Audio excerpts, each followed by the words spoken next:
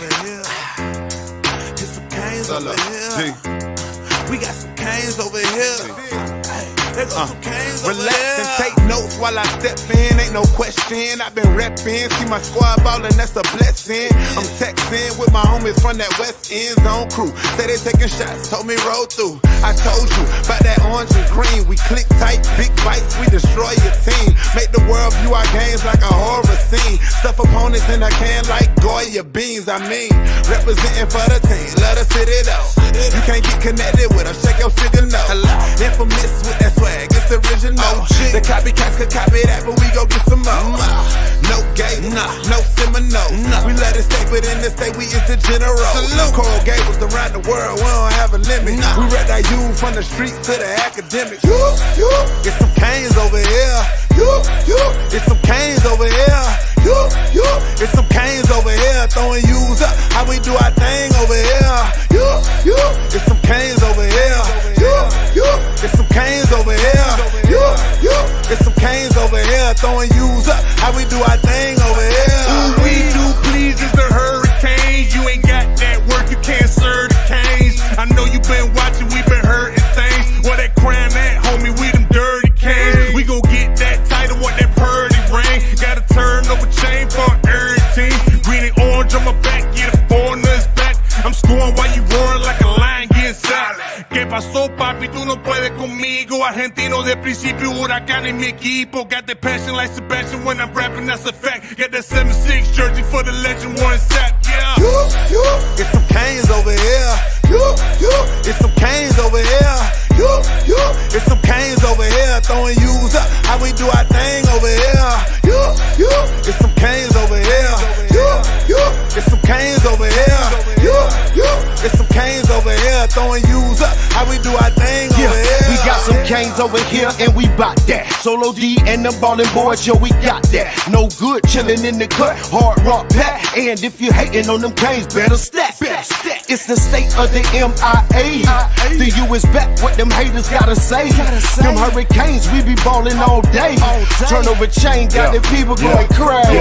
No whoop whoop, it's the sign, so you know who it is. They counting finals ballin' like the U up in here. Gold teeth, grillin', chillin', Solo D, what it is. We got the turn up chain, gang up in here. Cause it's a UM thing, orange and green is the gear. We coming to you HD, so it's crystal clear. Now put them U's in the sky, don't stand and chill. And let them know if they don't know, we got some canes up in here. Get some canes over here. Get some canes over here. Get some canes over here. Throwing U's up, how we do our thing over here. Get some canes over here. Get some canes over here. Get some canes over here. Throwing U's up, how we do our thing over here. Canes, we be ballin' all day. Canes, we be ballin' all day. Canes, we be ballin' all day.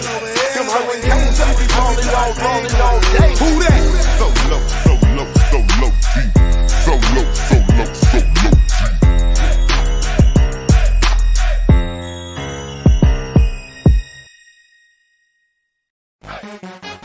Welcome to Coach Hayes Football Live. He can talk about anything from high school to the pros. This guy knows the game, so you better not be half-stepping. I can guarantee you most of the audience is going to agree with me before they agree with you. Strap in, because Coach Hayes is about to Crack your cranium and fertilize your brain. Go ahead, right here, right now. subscribe now and check out CoachHayesFootball.com. What's up, everybody? Hey, man, I'm super excited about today's show, but as always, before I get started, let me know in the comment section everything looks good, everything sounds good, so we can get this thing going. I don't want to be talking cyberspace. Man, the guest I have on today is, I'm telling you, we go way back like 4 flats on the Cadillac, if you understand what I'm saying, man. We go back. But we'll talk about that here in a second. I just need a quick thumbs up to let me know everything looks good, everything sounds good, so we can get this thing rolling. In the process. All right, Eddie, man, I appreciate you. Hit me with the thumbs up. Chug more beer. What's up, man? Every time I say your name, that's what, man. That's what I got to do, man. So a big hundreds to you, man. Thank you so much. Let me jump into the thing. Here we go. G Money. This is my day. You need to hit me up too, G Money, man. I need to talk to you about something. But this is my man, G Money, man. Greg Moss in the building, man. Coach extraordinaire, DB coach extraordinaire, man. But anyway, we got a very exciting show. Before I get into this thing, like I said, our sponsor for today is Mr. Alex Tabio. He's with Certified Home Loans. If you are looking to refinance your home, conventional loan, FHA, VA loan, whatever the case may be. They have other different money programs and loan programs out there for you. Trust me, I'm spilling the beans, guys. I've been telling y'all I've been in some workings with them. But tomorrow is going to come to an end for this project. So that means we closing, man. So there it is, man. Big shout out to Alex Tabio. He didn't only help me with this process, he actually educated me as well. So with that being said, we gotta make it happen. Also, big shout out to Solo D, who does the intro music on Miami Sports Music. Stop by his page, give him a thumbs up, hit the subscribe button, because the brother works hard. He does videos basically for everyone at home game. That's a lot of work, bro, to write a rhyme, perform the rhyme, and make a music video for it. So you got to love it, man. All right, real quick, I'm going to bring this up too. Blessings to you, Coach 10K. That's right. We did get our 10,000 subscribers within less than 1 year, actually. We're up to 11.5 right now, if I'm not mistaken. So I got a special little commercial, I guess, I made the other day. Some of you guys have probably seen them. I'll put it in here. And the run that will actually be happening, or the walk rather, will actually be happening on May 1st here in Claremont, and I'll put that up here in a little bit. But let me go ahead and shut up, and let me get my man at an hour in. Let's make this thing happen. Big shout out, man, to Mr. KB in the building. What's going on? Hold on, I got you muted, dog. Go ahead, man. Hold on, we hitting the button. There we go. What's going on with you, Coach? I'm good, man. What's up with you? Man, same old, same old. I'm blessed and highly favored. You know how it is. I heard that, man. So listen, man, give a couple of shout outs right here. We're going to jump straight into this. Randy Noel says, Coach, nice seeing you, bro. Appreciate it. Good seeing you. Let me see. Dimelo Coach, Armando Alvarez says, I don't know that Spanish, dog. That's Dimelo, Coach. I mean, tell me, Dimelo. You got to get your Spanish up, man. Oh, I thought it was D-Man meant tell me, give me. D-Milo, I thought he was trying to say I was a dime, like for the 10K. I don't know, man. I'm shout out. Big shout out to Hayes and Miami Alum. Hey, KB, if you don't know this, dog, Hayes and Miami Alum been riding with us since the beginning. I call her the first lady through the smoke. Okay. Right? She been riding through us for the beginning. So she said, congrats, Coach. When's the housewarming? I don't know. We're going to have a big party, man. We're going to have to paint the whole house orange and green. You know what I'm saying? And puts it back. Hey, matter of fact, it's funny too, KB. I got a bunch of ibis birds outside my house, man. They be all, I got pictures of them, man. That's funny. So the Canes have made it to Central Florida. All right. And real quick, Terrence Jenkins says, what's up, Cole? What's going on? Let's get this thing rolling, man. So I'm going to let you tell it. We got 51 in the chat. Hit the like button, hit the subscribe button. Let's get this thing to 12K before the night over. That's 500 people. So let's talk about this, man. Let's go back to the beginning.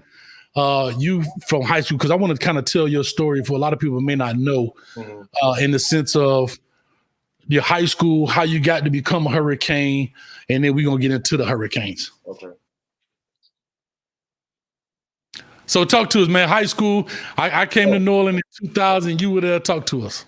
Yeah, Coach. So, man, way back in the day, actually, you know, Coach Osborne was there first. You know, and man, New Orleans, people didn't even notice, but New Orleans had a lot of talent, man. The talent in that area was so great, but we had a lot of people that didn't stay home. Everybody went, you know, either went to Carol City or they went to the West or they went to Jackson, and we couldn't keep everybody in. So Coach Osborne, he had, you know, a good group of guys, but, you know, they was on the rise, but they couldn't put it all together. So Coach Osborne ended up going to Jackson, and then Coach Dunn came from Miami High over to New Orleans.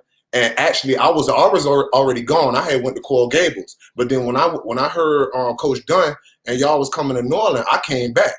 So you know, when that got set in motion, Coach, I think everything just it went off. People started staying home. We started keeping the talent from that area back at New Orleans, man, and then we tried to put it on the map. So I like to tell people, say, you know what? I like to think, you know, Duke and all of them, they won the state championships, and Bo won the state championships. But I think, you know, with like Diamos and myself and Flagg, we helped, you know, put New Orleans on the map and started, you know, going in the right direction. Man, listen, bro, when you say that, listen, when I came from school, bro, because I was just coming out of college when I got there. I got there that summer. I think Coach had got there the spring before. And I don't know if you remember this or not, but they had to cancel against Edison with the spring game. I don't know if you remember that, because there were only 13 of you guys were eligible at that point to play. Right. And so Coach Dunn canceled the spring game against Corey Bell and Miami Edison. We paid a $500 fine. He told the story. He told the story. And you remember this, man. We used to have study hall and all that stuff. And then y'all used to practice at night, and our practice field, was North Dade Optimist, basically, with lights. And so we out there with car headlights practicing, bro. And it was crazy, man. And I always have said this, that class, you guys were the 2001 class, if I'm correct. Correct. You guys are the reason it was set off. It was so much talent there. And like you said, we did lose guys here and there. I remember, bro, like that coming in that summer, it was college coaches everywhere. And I'm going to tell this story, and I don't know if you remember this, because on D-line, you and McGill play offensive line as well. And Chris Barrett was the center and all these guys, right? But on D-line, it was yourself. You even had McGill. You had Evanton Brown, rest in peace. We had Michael Greer. And Prince Oliver Gandhi. I hope I'm saying his last name right. But remember, even Prince was there. And Juice too, Coach. Juice, that's right, Renard Juice. He's coaching now. I think he's coaching at Central. He was. I think he's coaching somewhere else now. He was at Central. That's right, Juice too, man. And Juice. And so I remember Jackie Shipp. I don't know if you guys remember who Jackie Shipp is. Yeah. Oklahoma. He played for the Dolphins. Black dude wore cowboy boots. There's only two dudes I knew wore cowboy boots. It was Jackie Shipp and Woody from Clemson, but he was coaching at Mississippi State at the time. I think he's still at Clemson. And he had the ostrich skin boots on. But anyway, I always said I get some real money, I'm gonna get me some ostrich skin cognac color boots, bro. You know what I'm saying? But anyway, I remember Jackie Shipp. We were in the middle of practice. And Jackie Shipp, y'all were on, all four of y'all were down on the line. And this dude got down on a knee and said, I'm offering all y'all a scholarship to Oklahoma. I don't know if you remember that. I remember. Bro, remember, I'm young buck. I'm 23. Bro, I'm like, what is going on here? And I remember Coach Dunn had a meeting and went off on all of it, because, coaches get starstruck sometimes. And coach was over there talking to the college coach and not coach. He said, man, let me tell y'all something. Y'all better be coaching. You go over there to these different schools and think you could talk to them while they practice and see how they treat you. You know what I mean? I'll never forget that, man. But that was just a quick story about how, think about it. What you, KB, 6'5"? Yeah, 6'5". Bro, at 6'5", Prince was like maybe 6'4", McGill 6'5", Juice was maybe the shortest one, but he was a thicker dude. Man, it was nuts. So, man, I think if we would have got y'all 2 years earlier, we could have really started running that deal, boy. I definitely agree with that. Yeah, man. So now let's move to this piece, man, because these people want to talk a little bit about spring game and all this stuff. I don't know if you can see the chats. I got it up where you can see it. Yeah, they're going in, but we're going to get to it. So here's my question now. Now recruiting comes along for you. Okay. There's a change at the University of Miami from the coaching staff, right? And now Larry Coker takes over. Right. What was your recruiting process like for the U? So I was a Coker kid from the beginning, from start to finish. So I never really dealt with Butch. Coach Shannon recruited me. Coach Shannon and Coach Mark. CJ recruited me. I never really dealt with Butch much, but so basically how that went was back then going to Miami was like going to Alabama or Clemson right now. It was a no-brainer. I got a chance to play for the best university in college football also, and I got a chance to stay home and play in front of my mom and my dad and the rest of my family. So it was a no-brainer for me. I think the way it went was good because you got a chance to not only showcase your talent, but you got a chance to play with the best in the country. You know what I'm saying, Coach? And I think that's what it's all about competing. And I know I don't want to go too far off, but I think that's a problem that we have now. A lot of these kids don't want to compete no more. They want it's the microwave, generation where they want everything instantly, But just the whole recruiting process was really good, man. And I appreciate Coach Shannon and everybody for believing in me and making that step. Sure enough. So I know a bunch of other schools. I think you were in the Florida California game, was it? Yes. What game? Yeah. So that was played in Cali though, right? Yeah, it was played in Cali. So I know you had a lot of other schools were recruiting you at the time, right? Yeah, and so was it because Miami let me ask you this.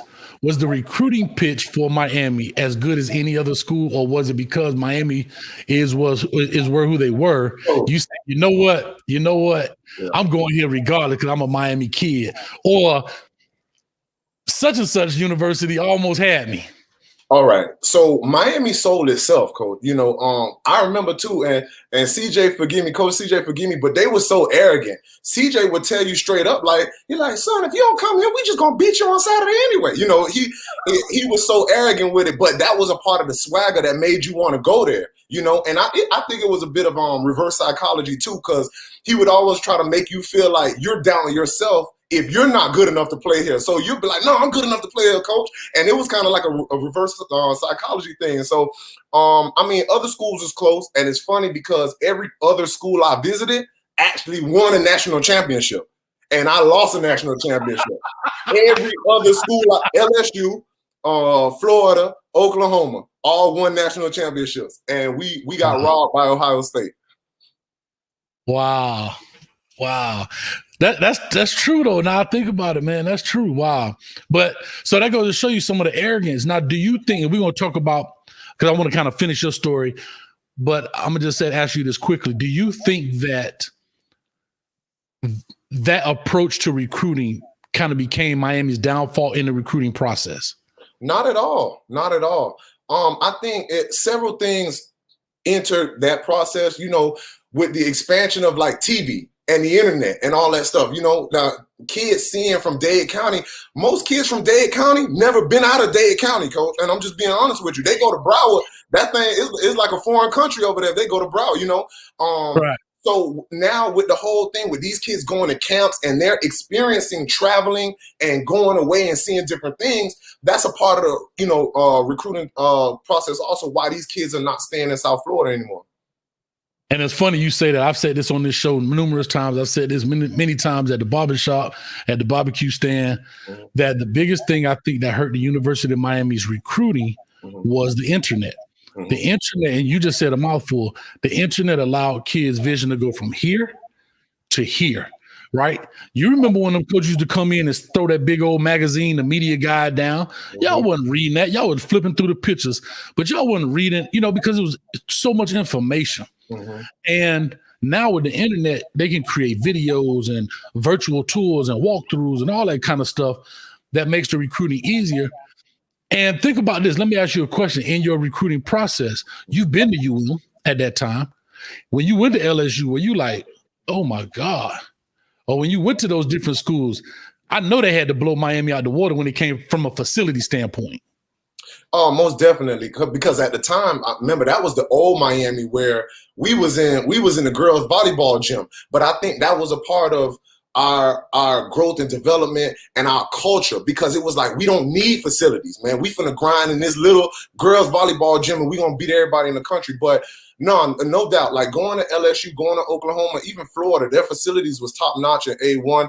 I think, but funny story, Cole, when I got off the plane in Oklahoma and I looked around and seen snow on the ground and it was like -3 degrees, I said, I ain't coming here.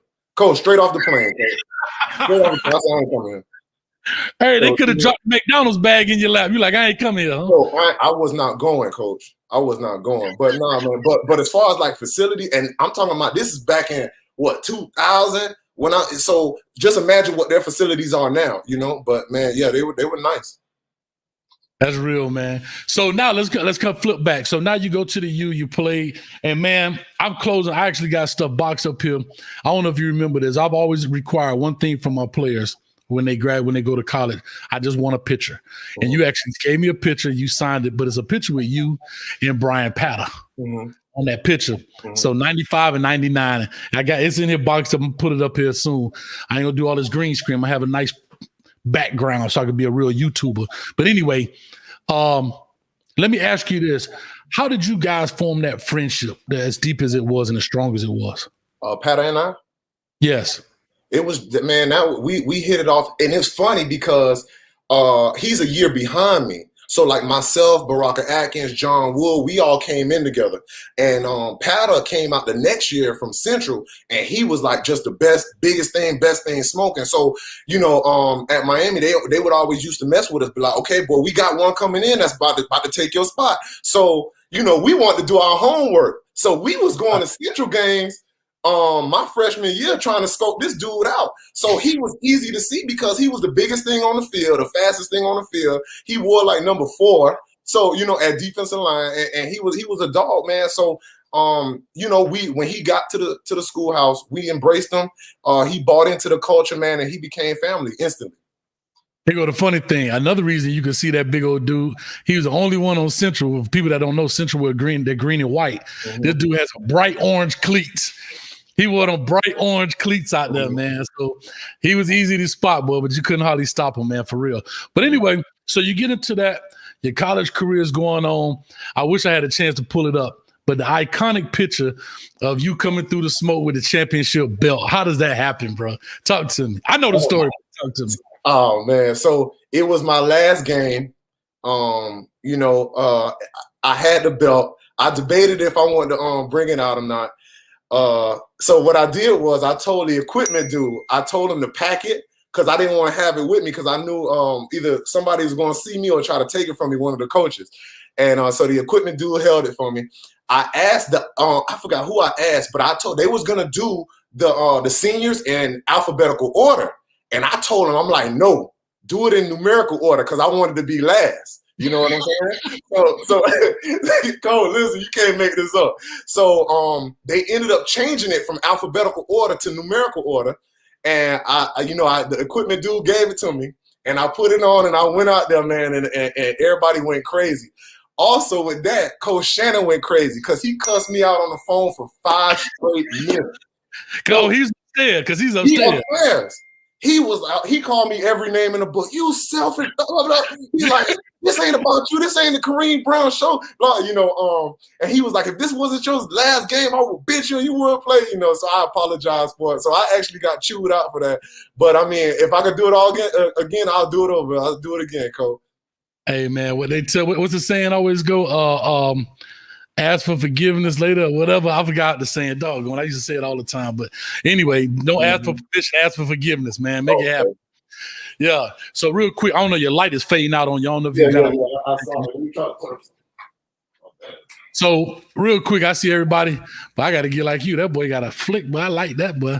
So anyway, so you go through there. Another big one. I remember because I want to talk about the Orange Bowl for a second. Okay. But I remember, was it Virginia Tech? You got the touchdown from the fumble touchdown. Mm-hmm. And I'm looking at the game. I'm like, look at Big Dog. Go get it. He had the ball up in the air. He running. Big 99. That was awesome. And another one you had, I don't know if it was an interception, like on a tip ball, or maybe you picked it up and you were trying to score, dog. I say, look at BKB trying to get it. I don't know what game that was. I can't remember. I had a couple of them, man. I don't know. The ball was like a magnet for me. I had a couple fumble recoveries. That one, I ran like 40 yards and got caught at the 3 and got chewed out for getting caught at the 3. The one with VTech, I ended up with the strip sack from Marcus Vick, and we scored. That's when we beat them in Blacksburg.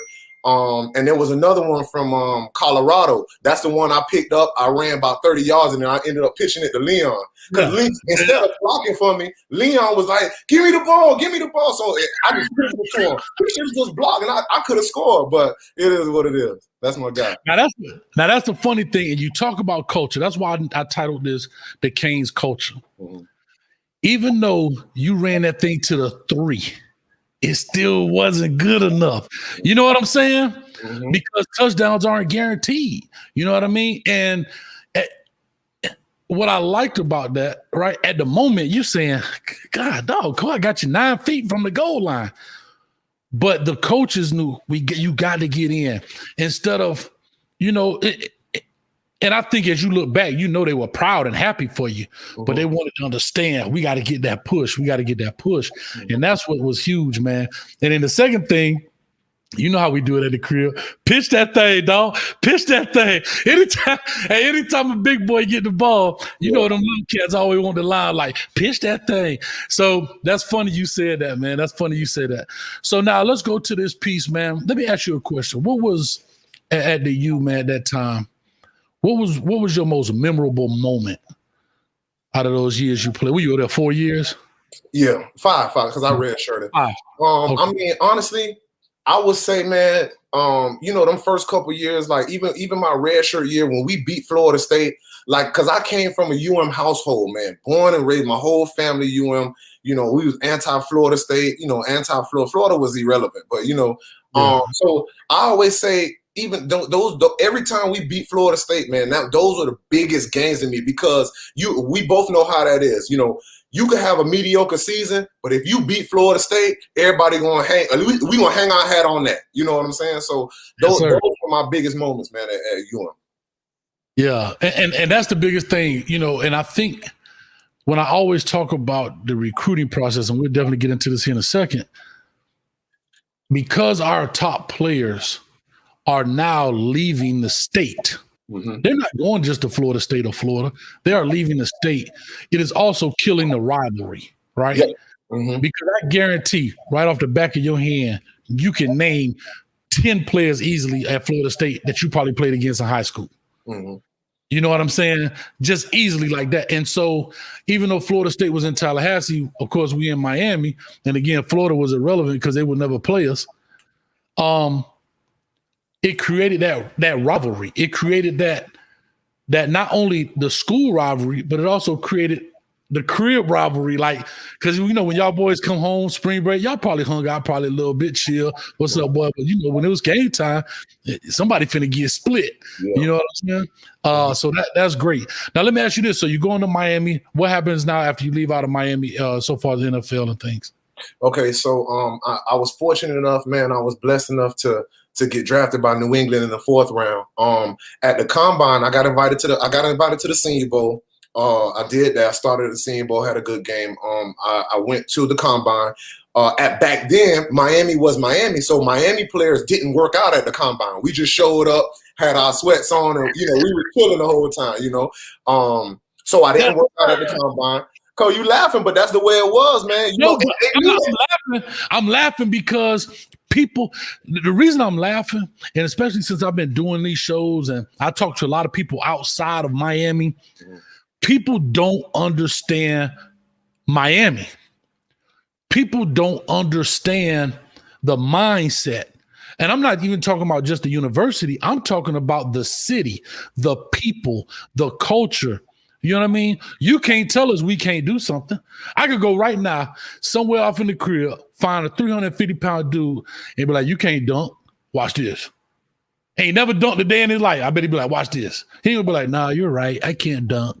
Like, it's just a confidence level. And that's why I'm laughing because, and we could back it up. That's the thing. So go ahead, man. Finish. That's why I was laughing.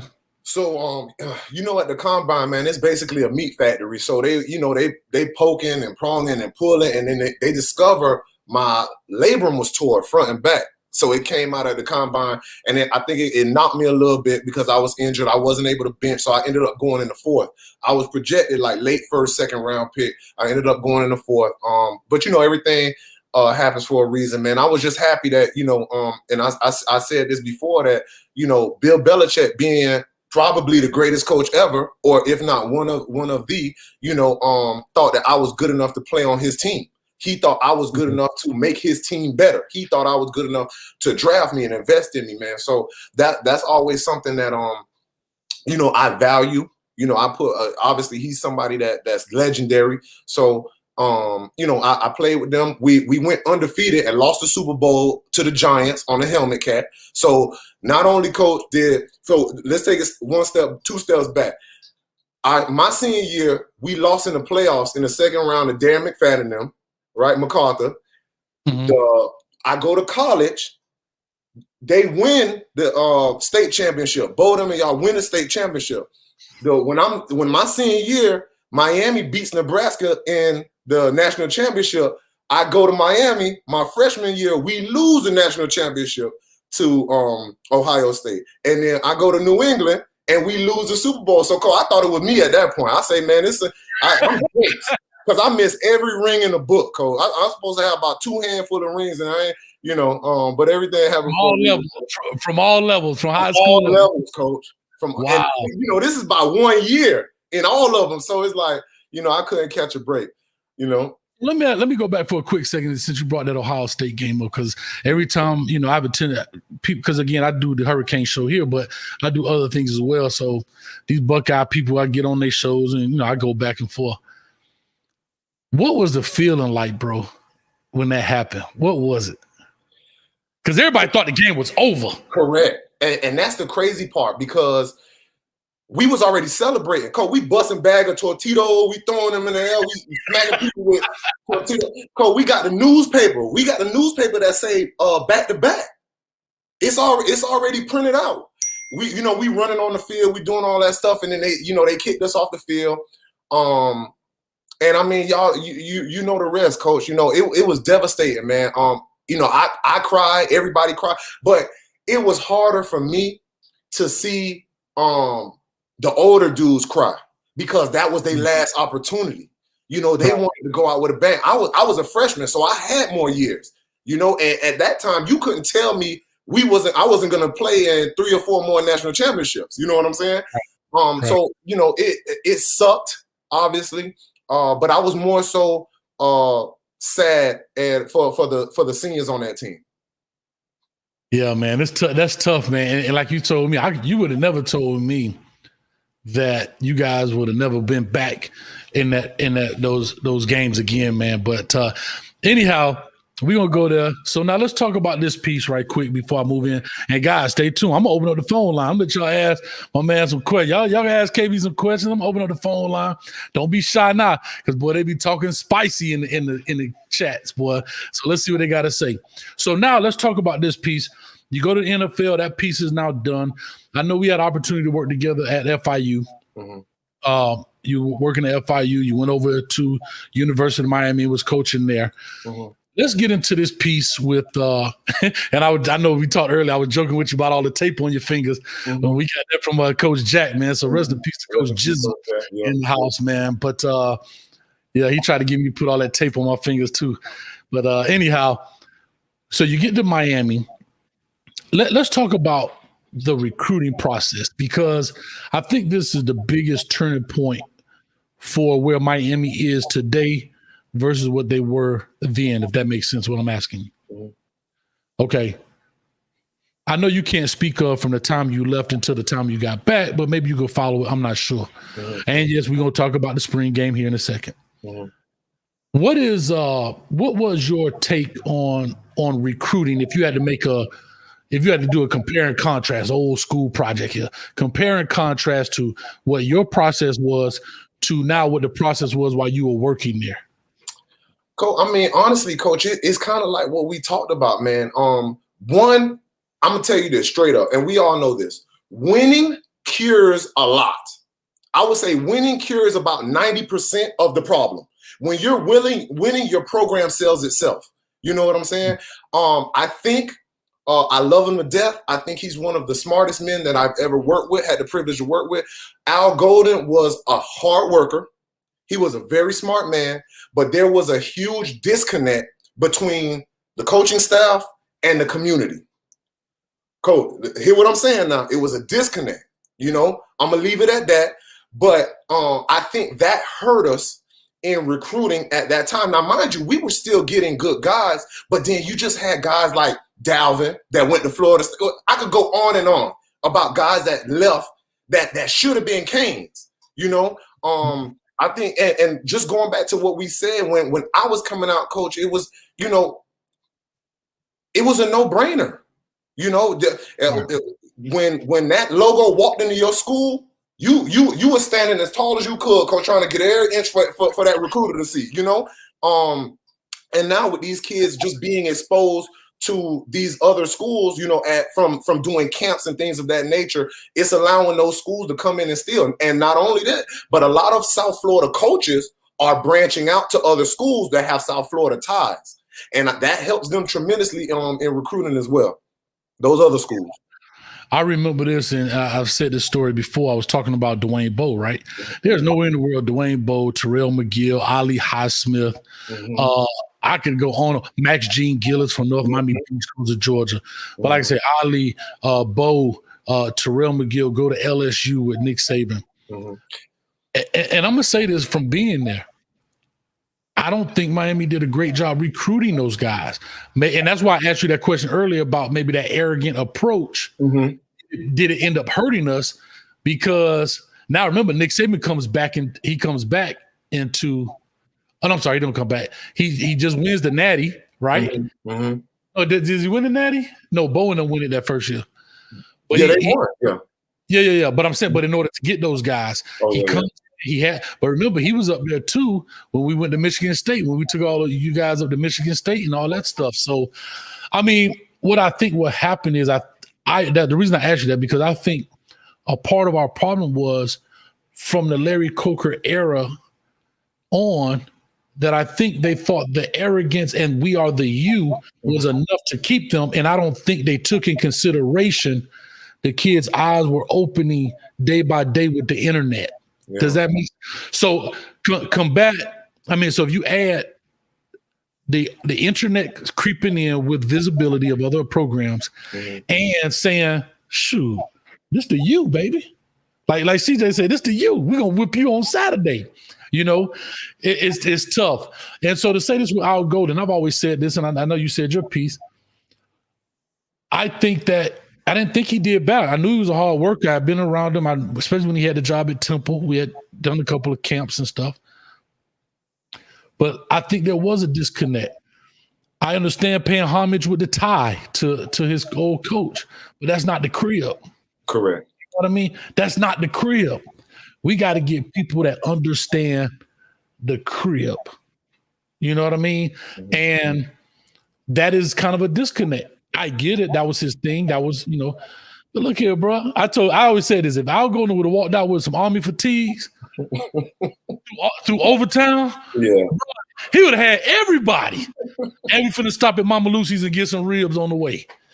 I'm just saying that's understanding the culture. It's not University of Miami is not a typical institution. We're not a typical city. Even though we're in the South, we're not Southern. Does that make sense? I don't know how to explain it. Yeah. So go ahead. Well, I wanted to address what you said about the recruiting thing. And people have to remember, Coach, it's only 25 spots, Coach. We can't take everybody. So some of that stuff, people was just casualties of warfare. And I'm being honest with you, because now I will say this, like Ali.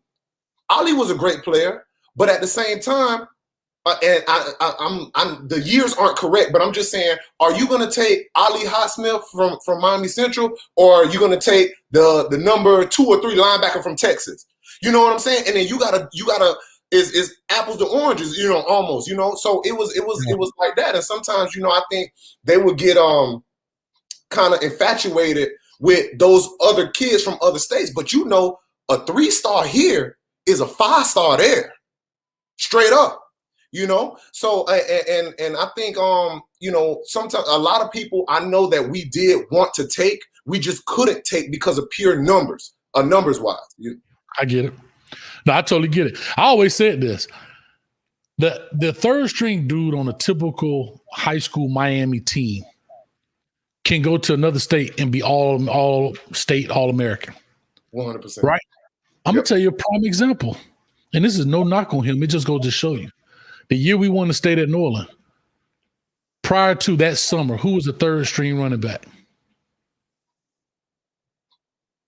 Who was it? Going into that season, who was the third string running back? I'm drawing a blank. Who was it? BJ Manley. Okay. It was Chris Forbes, Travis. Travis. I'm sorry, man. Travis, Lee. Come on, Travis. I know Travis, though. Yeah. And BJ Manley. Yeah. Chris ended up getting moved to safety. Travis ended up getting hurt. And then BJ ended up coming and being the starting running back on the state championship team. Mm-hmm. But imagine a kid like BJ who had to wait his turn. Mm-hmm. So imagine a kid at that time like BJ would have been in Idaho. He would have been a 5-star. I'm just being real. I got you. Like I always said this, I have a son and he trash and he say he want to play football. We moving to Maine. He gonna be the man. I'll just call a spade. And the reason you like you say you laughing is because when I look at some of the people that they rank 5 stars as I do these WRE videos and these breakdowns, I take in consideration a lot of things. The level of competition, who they're playing. Bro, there are kids out there ranked 5 stars that the dude that's covering them at cornerback is number 55. Yeah. And his knee pads on his shin and his thigh pads on his knees. Yeah. And he still got the silky jersey that's baggy. The baggy one? Yeah. With the elastic arms so they stay tight. Come on, dog. But he's a 5-star. Yeah. But because he's 6'3", 200 pounds in 10th grade. But if you bring him to the crib, what's going to happen? And so that's why I was saying, yeah, you're right. And so, yeah, man, just we're going to get into all that, man. So we already 41 minutes into this thing, KB. I told you, time fly, dog. And look at your boy G Moss. That's right. Imagine G Moss, you had to coach a dude wearing number 55 in high school. Even if he was a baller, you'd be like, dog, coach, I don't think we could take him. He wear 55. This dude wear 55 at his cornerback, dog.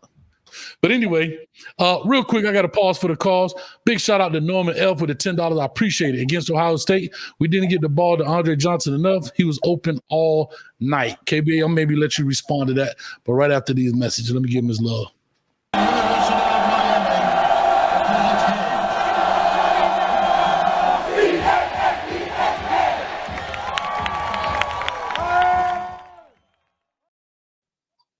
All right, real quick, man. What's your take on what Norman F had to say? I'll put it back up so we can see it.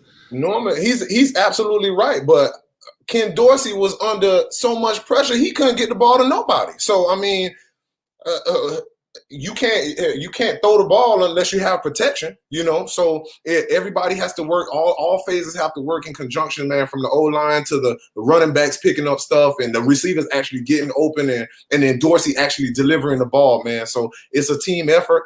And unfortunately, that night we were not clicking on all cylinders, man. So, you know, I have to say it was probably one of the most exciting national championships I've ever seen. I mean, I take my hat off to Maurice Clarett being a true freshman doing what he did. I mean, just think about you're 18 years old. You were probably just playing in front of 2,000 or 3,000 people, if that, to playing in front of hundreds of thousands in Ohio. And then playing in the national championship. I'm just saying the mindset of the young man as a true freshman was outside, man. And you just think about think about he even winning strip Sean Taylor, man. Like just to have the wherewithal to know to do that. You know what I'm saying? As a 18-year-old guy, and we always talk about, those are rookie mistakes or those are this dude playing like he'd been out there 7 years. Yeah. You know what I'm saying? But that was awesome, man. Real quick, I don't know if you know who Po Little Timmy is, but I got a character I call Po Little Timmy on my video. So that's who number 55 is, Po Little Timmy. Now, let's jump into this piece. We talk about the culture. How did the culture change from your time at the University of Miami to when you became a coach there? Okay. Coach, I'm glad you asked that. So when I got there, we had people like Coach Kehoe, who was a Kane lifer. We had Coach Greg Mark, who played there. Coach Shannon, who played there. Coach Hurt, who played there. You starting to get my drift? So it was kind of like a culture where they already knew how to harness and embrace the South Florida kids and develop. Now, it went from that to respectfully us trying to change to Penn State South. You understand what I'm saying? And I get it. They wanted Coach Golden to clean up the program, you know, because if you remember, my senior year was a disaster. You know, God bless that Patter got killed. We had to fight with FIU. Brandon shot Coop. So I know the university wanted the program to be cleaned up. So I know that was a big emphasis when they brought in Coach Golden, and that was after Coach Shannon, but they brought in Coach Golden, and I think that's what got Coach Shannon fired too. He was so concentrated on cleaning the program up, he didn't just coach football. That's just my opinion. Yeah, and it's funny you say that. I've said that too, and I know Coach Shannon well. We've talked when he was up here at UCF. I spent some time with him, but I always believed that was his mistake, and this is only my opinion. He never told me this. This is what I just believe. I believe the mistake he made was that he believed the university, because remember, he wasn't their first pick. Remember who they tried to go after first was John Gruden and Houston Nutt, and they turned it down because at the time, University of Miami wasn't paying any money. Yeah. At the time, big-time coaches were making $2, $3, $4, $5 million. I think they were making $800,000 at the U, maybe $1 million. I don't know. So because again, the private institution. So now Coach Shannon gets the opportunity, gets the job, and Donna Shalala, who was the president at the time, says, we got to clean this program up. It's OC. It's out of control. I get it. And to your point, and I think what you just said validates my belief, is that he focused on clean, because he did. The APR went up. Graduation rate was higher. You guys weren't in the newspaper. Only positive things, because the FIU was like, the FIU fight was just like the straw that broke the camel's back. And because it was bad, bro. You know what I mean? Throwing helmets and swinging helmets and all that stuff. But anyhow, he didn't win enough games, but yet he believed what the people said. And that goes to prove, to show you, in college football, it's about winning ball games at the end of the day. 100%. At the end of the day. And so now Coach Shannon, Coach Golden comes in, Al Golden comes in, and again, trying to change the culture. But you can have a clean program and still be Miami. And I think that's what changed. He didn't understand the crib. Does that make sense? 1,000%. Yeah. I think that was to his detriment, man. He didn't know how to embrace it. You can't, man. South Florida kids, South Florida people, we're different in general from everybody else in the country, Cole. So, and you see it. How many times have you seen kids from South Florida go to other schools and then they get kicked out because people just don't know how to handle them. You can't be barking at a South Florida kid. And I think that's something that they didn't understand. They were used to, up north, Penn State tough, all that stuff. You can bark at those kids like that. You bark at a South Florida kid, he gonna bark back, respectfully, So I think it was just a situation where he didn't know how to harness the talent of the South Florida kid. And it's funny you say that, because I've said this as well. South Florida kids, and when I say Miami kids, I'm talking about Broward, even Palm Beach. Definitely. Pahokee, and that kind of stuff, all that. South Florida kids, South Florida people are built different. I don't understand. I cannot tell you why. I don't understand why, but we are built different. I think part of it is because of the melting pot of cultures. For example, when I moved up here to Orlando, I have never been called sir so much in my life from players. The only time I used to be called sir, like, if I tell a player, hey, man, get in line. Yes, sir. Yes, coach. Yes, sir. Was when I did camps in other places. I would go to Tennessee, Alabama, LSU, Michigan State, Rutgers, wherever, all these different camps I go to, that demographic of people would say those things. But because I've been around a little bit, I understood that. Right. But the reverse of that is these coaches who are not Miami, like Clint Hurt, Randy Shannon, Mark, all these guys who understand the culture, what these coaches from the outside coming down here don't understand is that is our culture. Because in the Bahamian, Jamaican, Haitian culture, yes, sir, no, sir, is not a thing. You understand what I'm saying? Don't take yeah as disrespect. But a lot of guys, now what you do is make it a teachable moment. And I'm going to tell you why I say that, because I had a coach bring this up. he was talking about sitting in a room, and there was a coach, and I'm gonna bring this piece up. It's about race, but it's not. Mm-hmm. He was saying that he talked to a player. I'm gonna use you for example, KB, and your reply was yeah, and he went slap off on the kid instead of making a teachable moment, saying, "Look, KB, I know you say yeah, but check this out. For now, we're gonna say yes. The reason being, because you're gonna make it to the league. And when you sit in front of these owners and these GMs, they want that level of respect. See, make it a teachable moment. Just don't, like you said, don't bark at him. And you barking at him in his mind, he doesn't understand why. Correct. And so I said all that too to say this: 99% of the players and I'm gonna say Miami, have not been coached by a white person. So when they go to college, their first experience with a white individual is their college coach. Mm-hmm.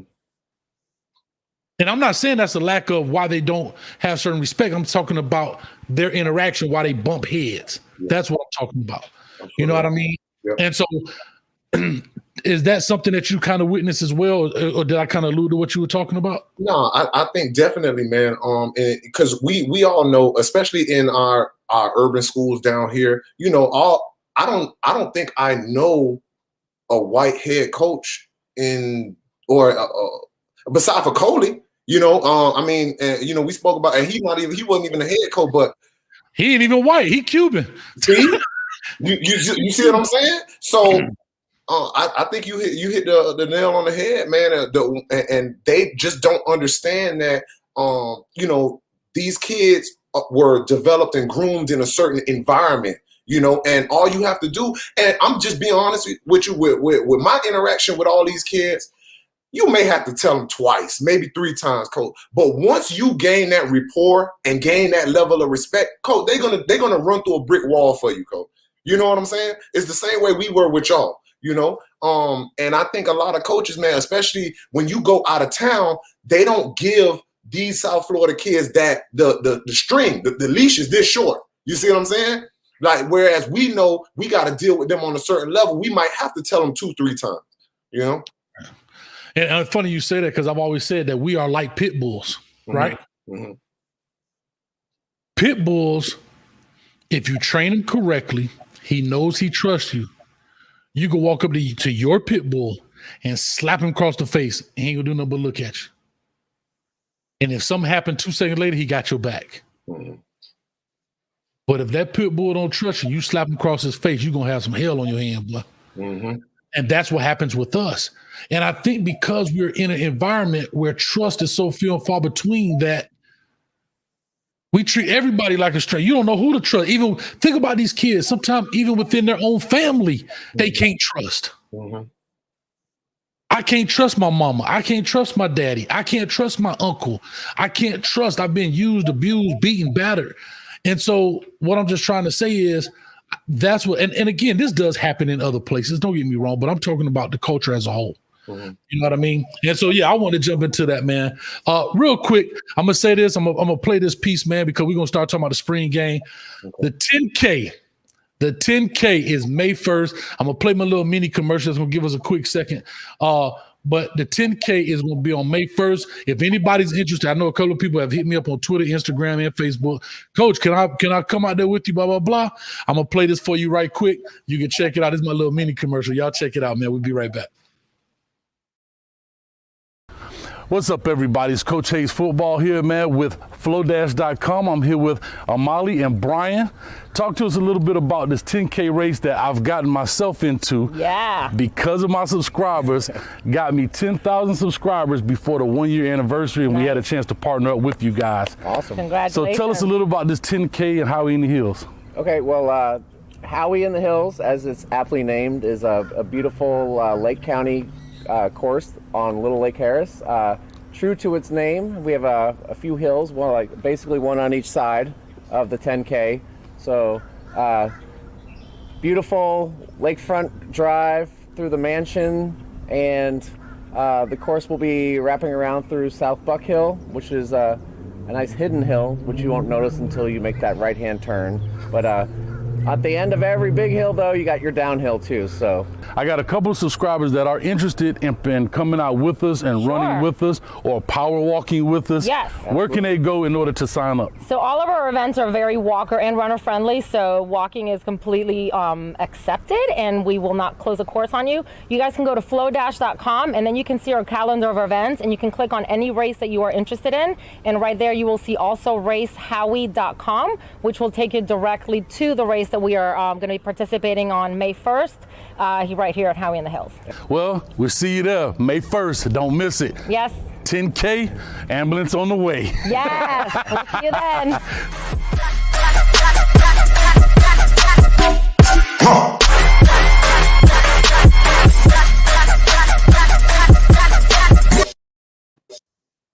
All right, man, we back. Y'all check it out. Go there, check it out. I'll leave the stuff in the description as well. Big shout out to Amar Ward. You know this guy, don't you, man? He said, Hayes, don't pass out in the 10K. I won't, man. All right. And y'all, it's the ending for me. 10K ambulance on the way. You right about that, Haitian Ellen. I'm gonna be out of here, man. Trying to tell you. But anyway, let's get into this PK before I open up the phone lines. The spring game, right? What are some of your thoughts about the spring game that just happened yesterday? And do you think we're in the right direction? Okay, so I did not watch the spring game, but I have a lot of friends that spoke to me about it. I heard both quarterbacks played well. They were really impressed with the Van Dyke kid and the Garcia kid, and said both quarterbacks played well. I do think the program is headed in the right direction. First and foremost, I think we are the transfer portal kings. So I give Manny that. But it's huge though, Coach, because it's a wave right now, and he's capitalizing on it. So, right. Hey man, you gotta be an opportunist, and he's taking advantage of that opportunity right now. So I commend Manny for that. Now, I just with that said, when you get the transfer seniors, I think it may discourage some of the younger kids of coming to the school as like out of high school. I'm saying, because you already know, well, I could go to Miami, but they could go get a bounce back from, Oklahoma or USC or whoever the case, and they're going to slide that cat right in front of me. You know what I'm saying? So I think we do have to be wary of that. But all in all, I am happy with the progress. I think that the majority of the guys that we've gotten through the transfer portal they've panned out, I would say. So I like the direction that the team is headed in. No, definitely, man. And I had a chance to look at it. But hey, they tough on you, man. Look here. Don't kill a dog. That's the lady through this. KB, it's on YouTube. No excuses. They tough, man. Mm-hmm. But real quick, King of Battle, man. I appreciate it. I'm glad you got your shirt. He answered the question for us. So you got to send me a picture, man. DM me a picture of it, what you on Twitter or something, man. I promise I won't put it out unless you tell me. But yeah, hit me up with that. But anyway. I don't know if you know this person. When they say Kano, I know they know you. I know they know you. You know who that is? Not from the name, but I know him though. If he calling me by my nickname, I know if he call you that, I know they know you. But anyhow, real quick. So as I look at it, here's what I must say. This first thing is they do. I have to say Van Dyke look good. I think Jay Garcia look extremely good. I'll be the first one to tell you. He not my door. From what I saw, I didn't even see any true freshman jitters. I mean, he came out the gate. That's blasted. What I heard. He came out slinging that thing, Cole. He came out, like he had a scope on his arm. Mm-hmm. You know what I'm saying? Like he was on point. There were a couple of throws. This is not a knock, just an observation, that were completed throws, but maybe in my opinion, not the right throw based on the situation, down and distance. Okay. I'm not knocking them, just observations. Yeah. There were also some things where for him, he did well. Maybe he could have took off, but he looked to throw. I get it. You're a quarterback, not knocking that. But what I'm gonna tell you one thing, I think offensively, I saw that I did not like. Our offensive line was not aggressive. Mm-hmm. Now, I have to say this, and I'm going to look at it again. But I don't know if they told them to go 75% in the scrimmage, because these dudes weren't even hard. Like, I thought we gave up too much ground in the pass game, in the pass protection, but we didn't get enough ground in the run game. defensive line was penetrating on the zone plays. I mean, it didn't look great. I'm be in my opinion. And for those, I know a lot of fans follow the ball. Look at the offensive line and watch it. You know what I mean? So, Coach, that's twofold. One, all right, let's take it back. We've never been great. I mean, you know, when we had Brian McKinney and Vernon Carey and Sherko and all those dudes, you know, and Joaquin, that was that time. But other than that, we've never really been strong and dominant up front in the offensive line, like as a collective unit. You know what I'm saying? I think South Florida in a whole, there is a deficit of O-linemen here. You know, we don't have them. You know, and most of our O-linemen, i.e. myself, that we want to play D-line or we want to play tight end or we, you know, because we big athletes. So we don't want to play O-line. You know what I'm saying? We want the ball. We want the ball. Yeah, that's what I'm saying, Cole. We want the rock in our hands. So I think just from that standpoint, we've never been strong. That's not an excuse. That's facts. You know what I'm saying? Now we have to do a better job of recruiting. Now when we do go recruit those guys, a lot of those guys, they got to pan out, Coach. Now, we got to coach them up. But at the same time, you know, as a coach, you know this. You can only do so much. You gonna give me all the tools I need, but I have to go out on the field and execute. You know what I'm saying? So and then on the flip side of that is that you can look at it, say, okay, well, maybe our D-line is just like that. You know what I'm saying? And look at it as a positive from that standpoint. You know, so I try to play devil's advocate with it and then, you know, take a little bit of good out of that situation. Yeah, I'm with you. I just feel like our O-line is our veteran group, right? We didn't lose anybody. I'm looking at, you're right, but we don't have little dudes. Man, I looked at the center. That dude was in the air. Like he was in Garcia lap one time. And again, I'm not just picking on this one play. Right. I'm looking at it from a consistent standpoint. I'm looking at it on double teams. We ain't killing this dude on a double team. Like, you know, and so I think it's more schematic than it is a person problem, like a player problem. Okay. You know what I mean? I think but now you can look at that too, Coach, and say, all right, you gotta, as a coach, you have to know your personnel. If you know you can't, if you ain't a power team, then you got to zone game it and finesse it, coach. You know what I'm saying? And create those lanes. So as a coach, you have to know that. You know what I'm saying? But I don't know, coach. Listen, I'm Miami's biggest critic, and I'm never gonna make excuses for them. You know, and just to piggyback off what you said, coach, just because you've been doing something for a long time, don't make you good at it. Because that's our veteran group, don't mean they good. You know, that's true. What it is. I just want more, because here's what I know, and I think anybody who understands the game of football, and I looked at it in its totality, right? I looked at the game in totality. Gotcha. We threw a lot of passes compared to some runs. Okay. And if this was supposed to be the spring game, we're gonna keep it very vanilla, right? We're gonna keep it very vanilla. I would love to see the breakdown runs versus pass. It had to be almost 80-20 pass to run. I watched it. It's right. On the ball. And I understand the game is changing. But we will not win big games if we cannot run the ball, establish the clock. I don't care who you are, whatever. You Coach, cannot. That part of football is never going to change, Coach. You have to be able to run the ball and stop the run. Period. I don't care who you are. That part of football is never. You remember you can score 100 points a game. You can't stop nobody. It don't make no difference, Coach. You see what I'm saying? So running the football and stopping the run are going to continue to be staples in an effective and efficient football team. Yeah, and we can't stop it if you can't stop the run. And if you go back, I'm going to look at it again right after this. I ain't nothing to do. I'm going to put it on again. And I may even chart. I may get back to my old coach days. Chart that thing. You know what I'm saying? And see what it is. Because I just feel like we have.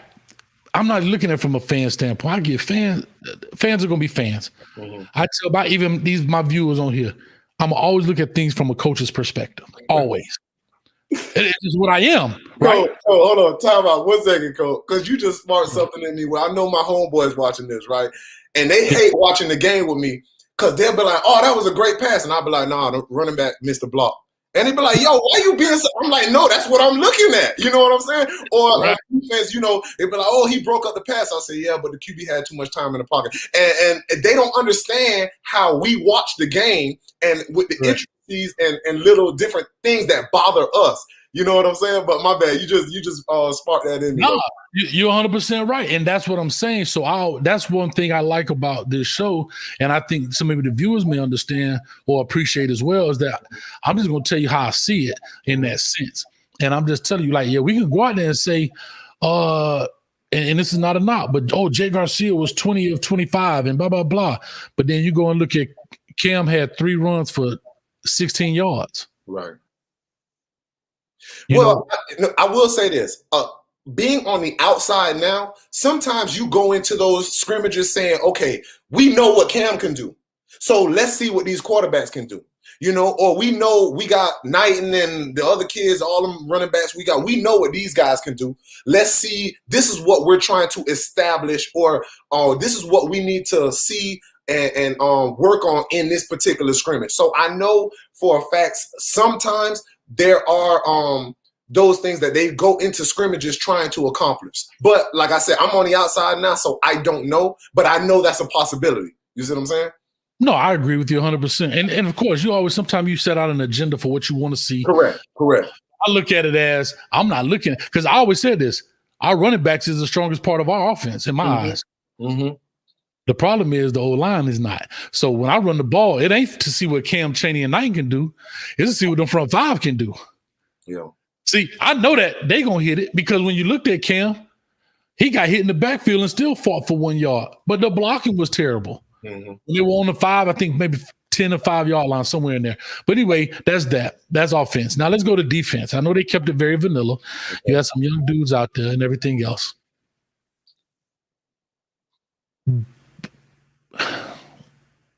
There are a couple of things I saw I didn't like. One, I think that the coverage was a little loose. Okay. I don't think you're showing something because I want to play man. Like, you're not showing your exotic blitzes. And let's be real. Can I be honest with you? Every play in football has been done already. You done broke down enough tape. Bro, it's only 5 eligible receivers, right? On defense, there's only 5 coverages. There's really only 5. Yeah. 0, 2, 3, and 4. Now you can mix them up to make other ones. Yeah. Right? I could put cover 2 on one side, 4 on the other, put 0 on this side, 3 on that side. But at the end of the day, there's 5. I can, banjo cover this, but it's still man. Right? At the end of the day. Mm-hmm.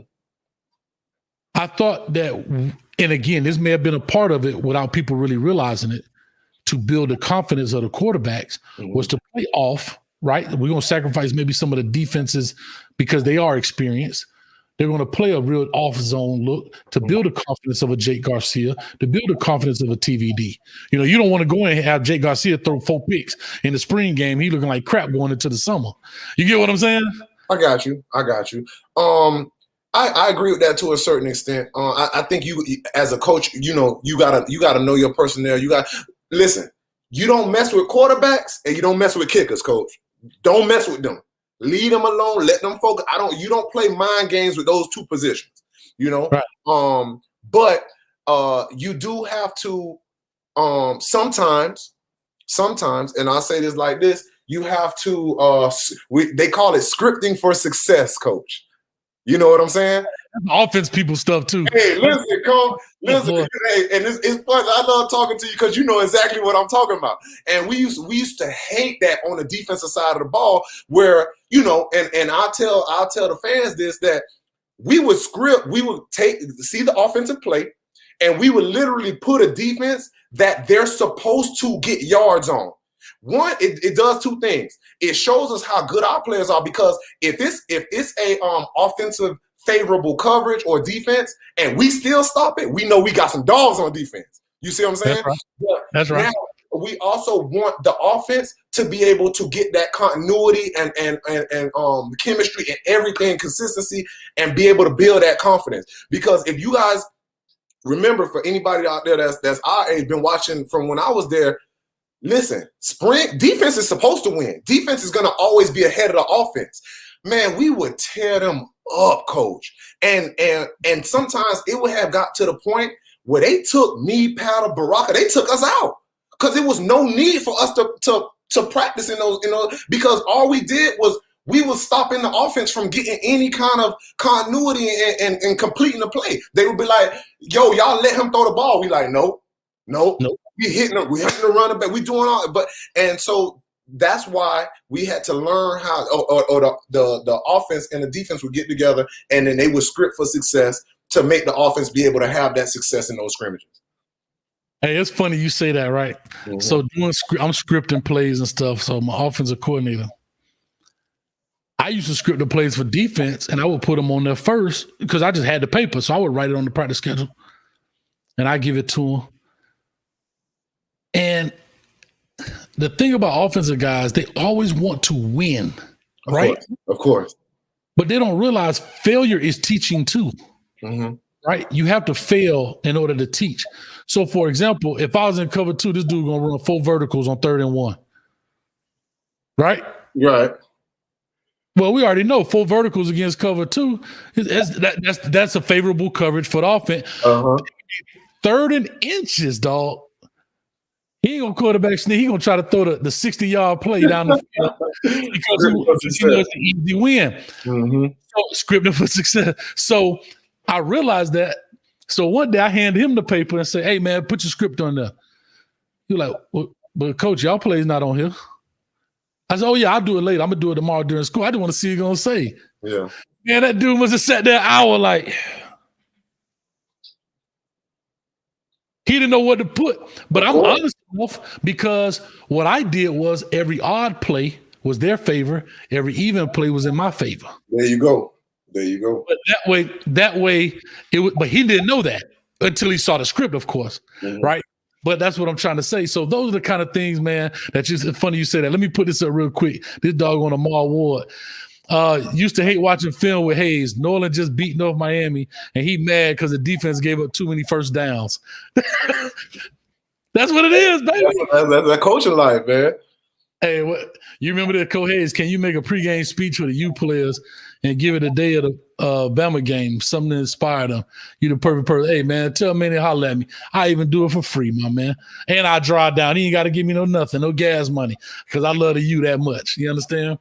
But anyway, let's jump into this piece, man, because we already at the hour 12 mark. I'm going to open up the phone lines, and we're going to continue to talk a little bit, man. We got 120 in the chat right now. Appreciate you. Hit the like button, hit the subscribe button. Somebody let me know how many we have in there. And we'll talk about this. Also, Restrepo. I hate jacking up people's name.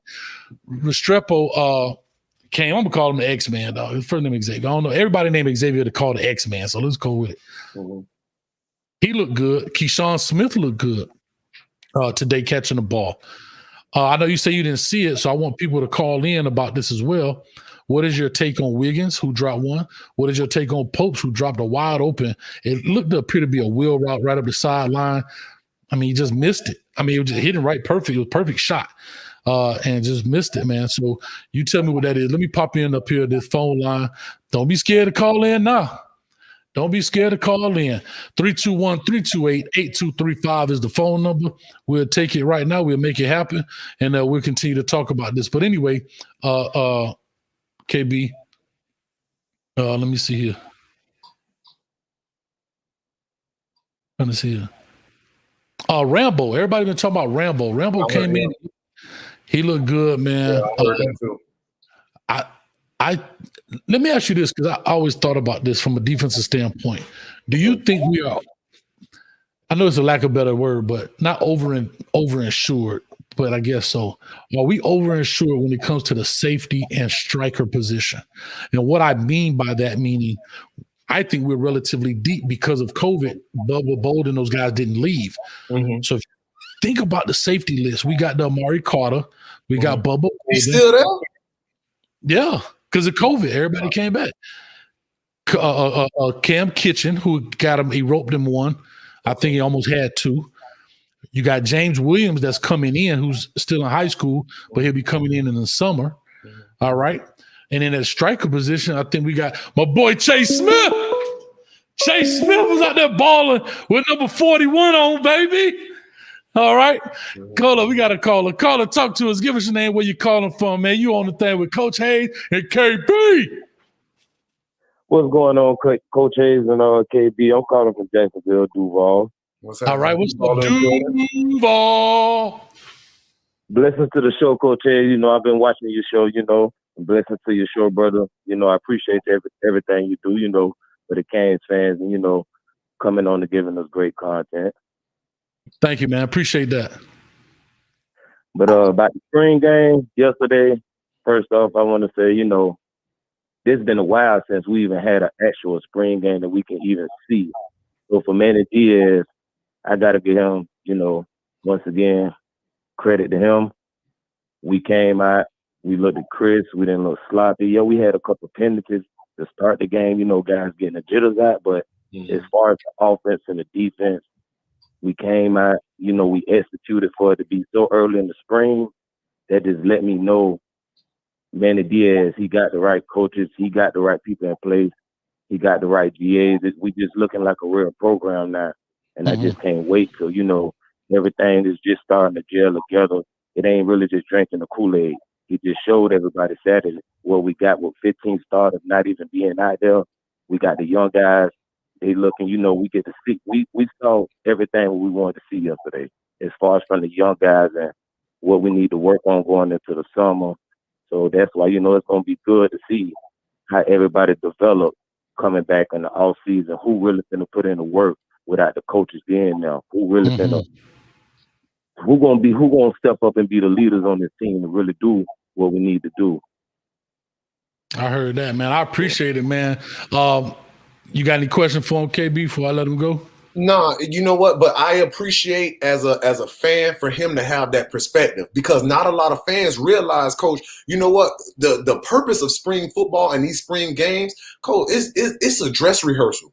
That's all it is. You want to go out there, you want to execute, and you want to play good fundamental football. It's because a lot of people be like, oh, well, we ain't do this or we ain't do that. It's not for that. So I appreciate you, sir, that you understand that, hey, man, that's a dress rehearsal. And the purpose of that is to go out there, get the kids experience, get them exposure, get them to play good, clean football and learn and develop. So I appreciate that, brother.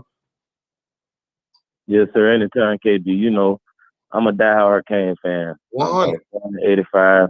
I've been watching games since 91. So, you know, I sit back and I watch all these YouTubers and everybody. Everybody brings something good to the table, different perspectives. But, you know, we've been down, you know, the past few years. But you just can't.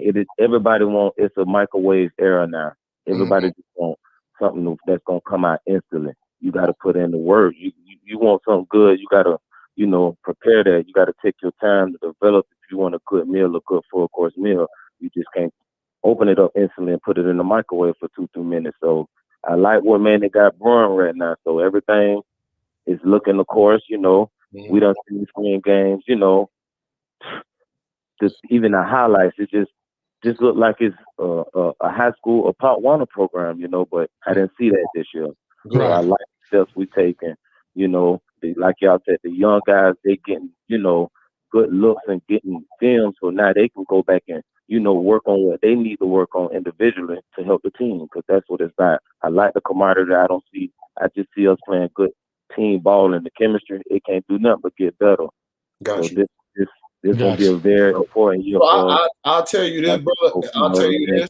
That, everything comes in cycles, man. Everything comes in cycles. So, you know, you're going to be up for a time, then you're going to be down for a time, and it's going to come back around, man. So, you know, we was up for a minute, and then we was down for a minute. It's going to come back around, brother. So just lay around for it, man. The Canes will be back, baby. I promise you. That's real, man. Yes, well, I appreciate your call. Thank you so much, man. And, hey, continue watching, man, and go Canes. Yes, sir. I appreciate you, Coach Hayes, man. Y'all have a great night, and y'all enjoy the rest of y'all show. Yes, sir. Already. Thanks. All right, man. Real quick before we move on, man, we just had a donation. Corey Chancellor with the $5 says, one time for Northwestern Bulls, class of 89. That's what I'm talking about, baby. I love it, man. But anyway, let me go ahead and give you your love, and I appreciate you.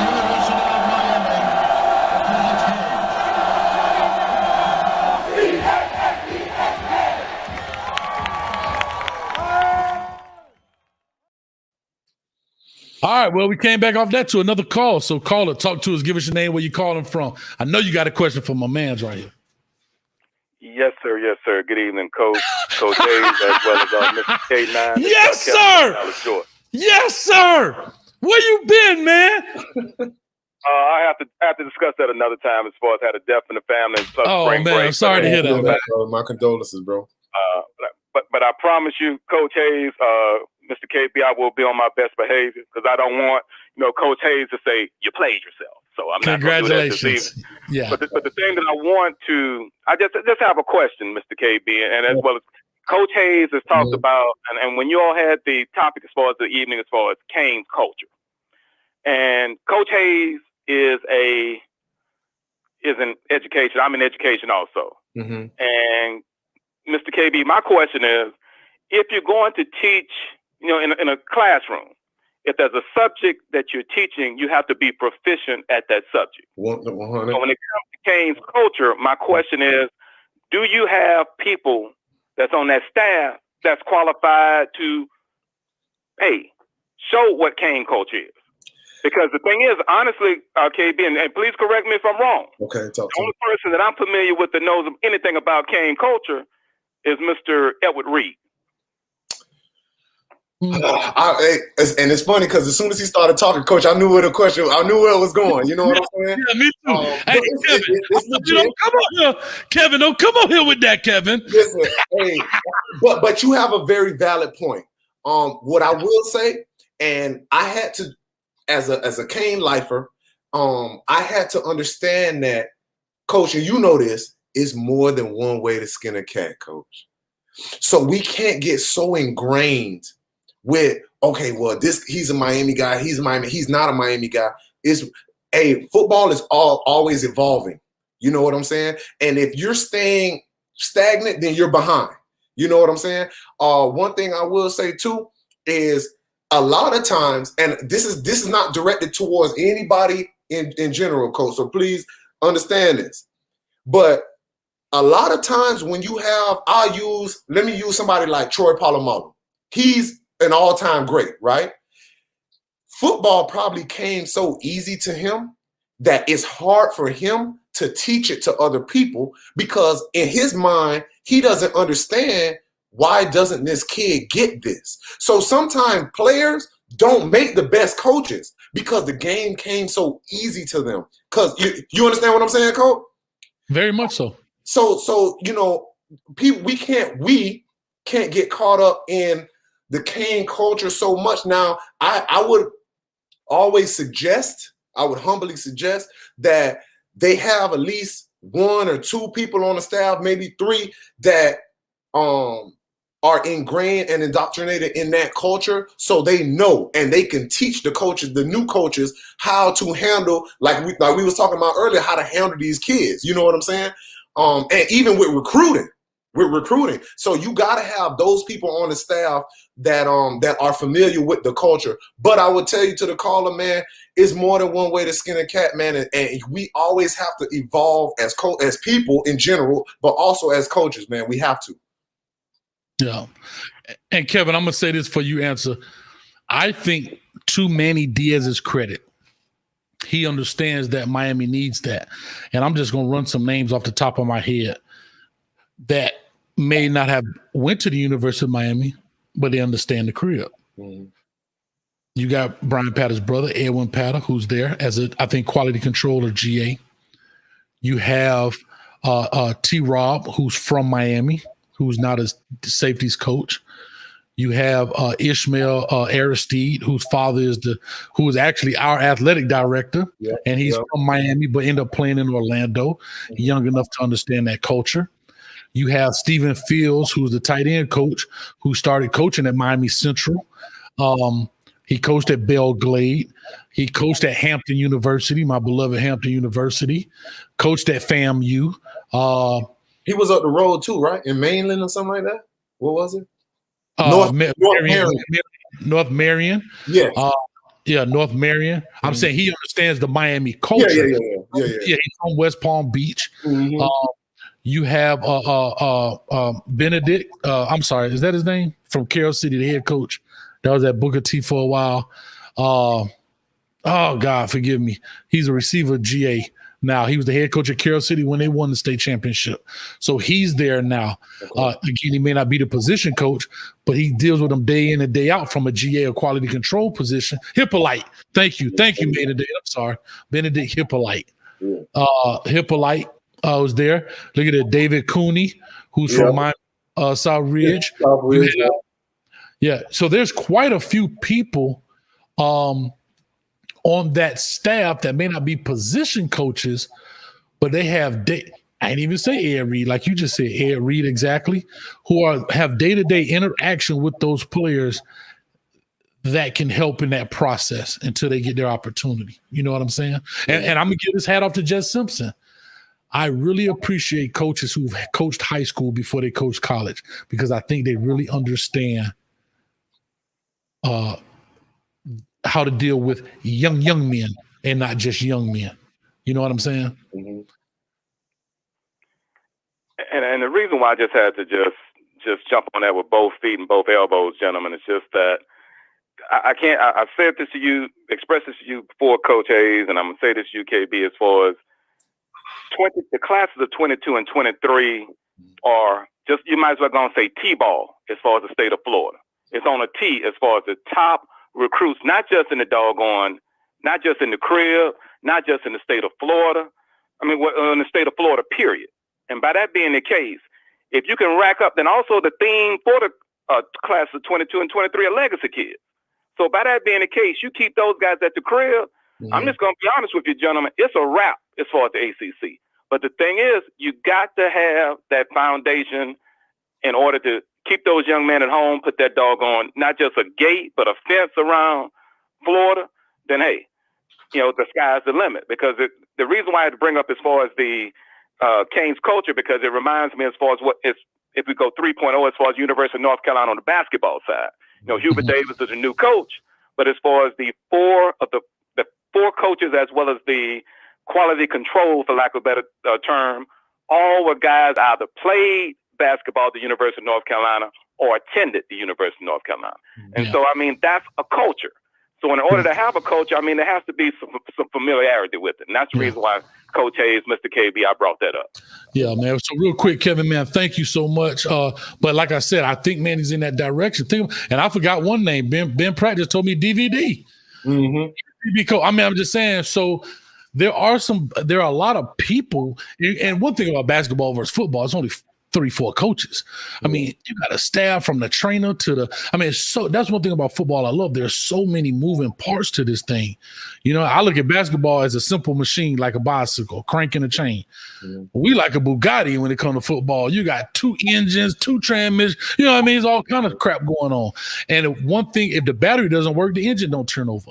Well, the battery worked, the engine turned over, but the oil, loaded pistons stop. I mean, it all has to work together in order for it to be successful. But Kevin, I got to run, man. Got other people, but thank you so much. Don't be holding out on me, man. But again, my condolences to you and your family. But hit me up. We every Sunday. Hey, Coach, real quick, Coach, and hey, just wanted to share this with you real quick, and that is, hey, the Rosary, the mosque, and everything else I've been going to as far as preparing you for the 10K. So, hey, we're not going to have no fallouts. We're not going to have any trips or anything as far as the 10K. Pray the best for you, man. I appreciate it.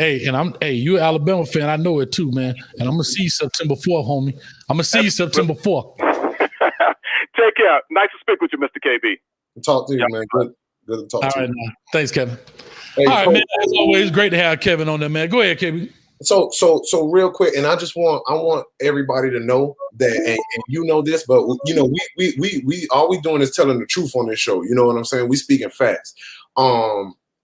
People don't understand that coaching is a very ego-driven business, and just because I don't struck a nerve, right, Coach?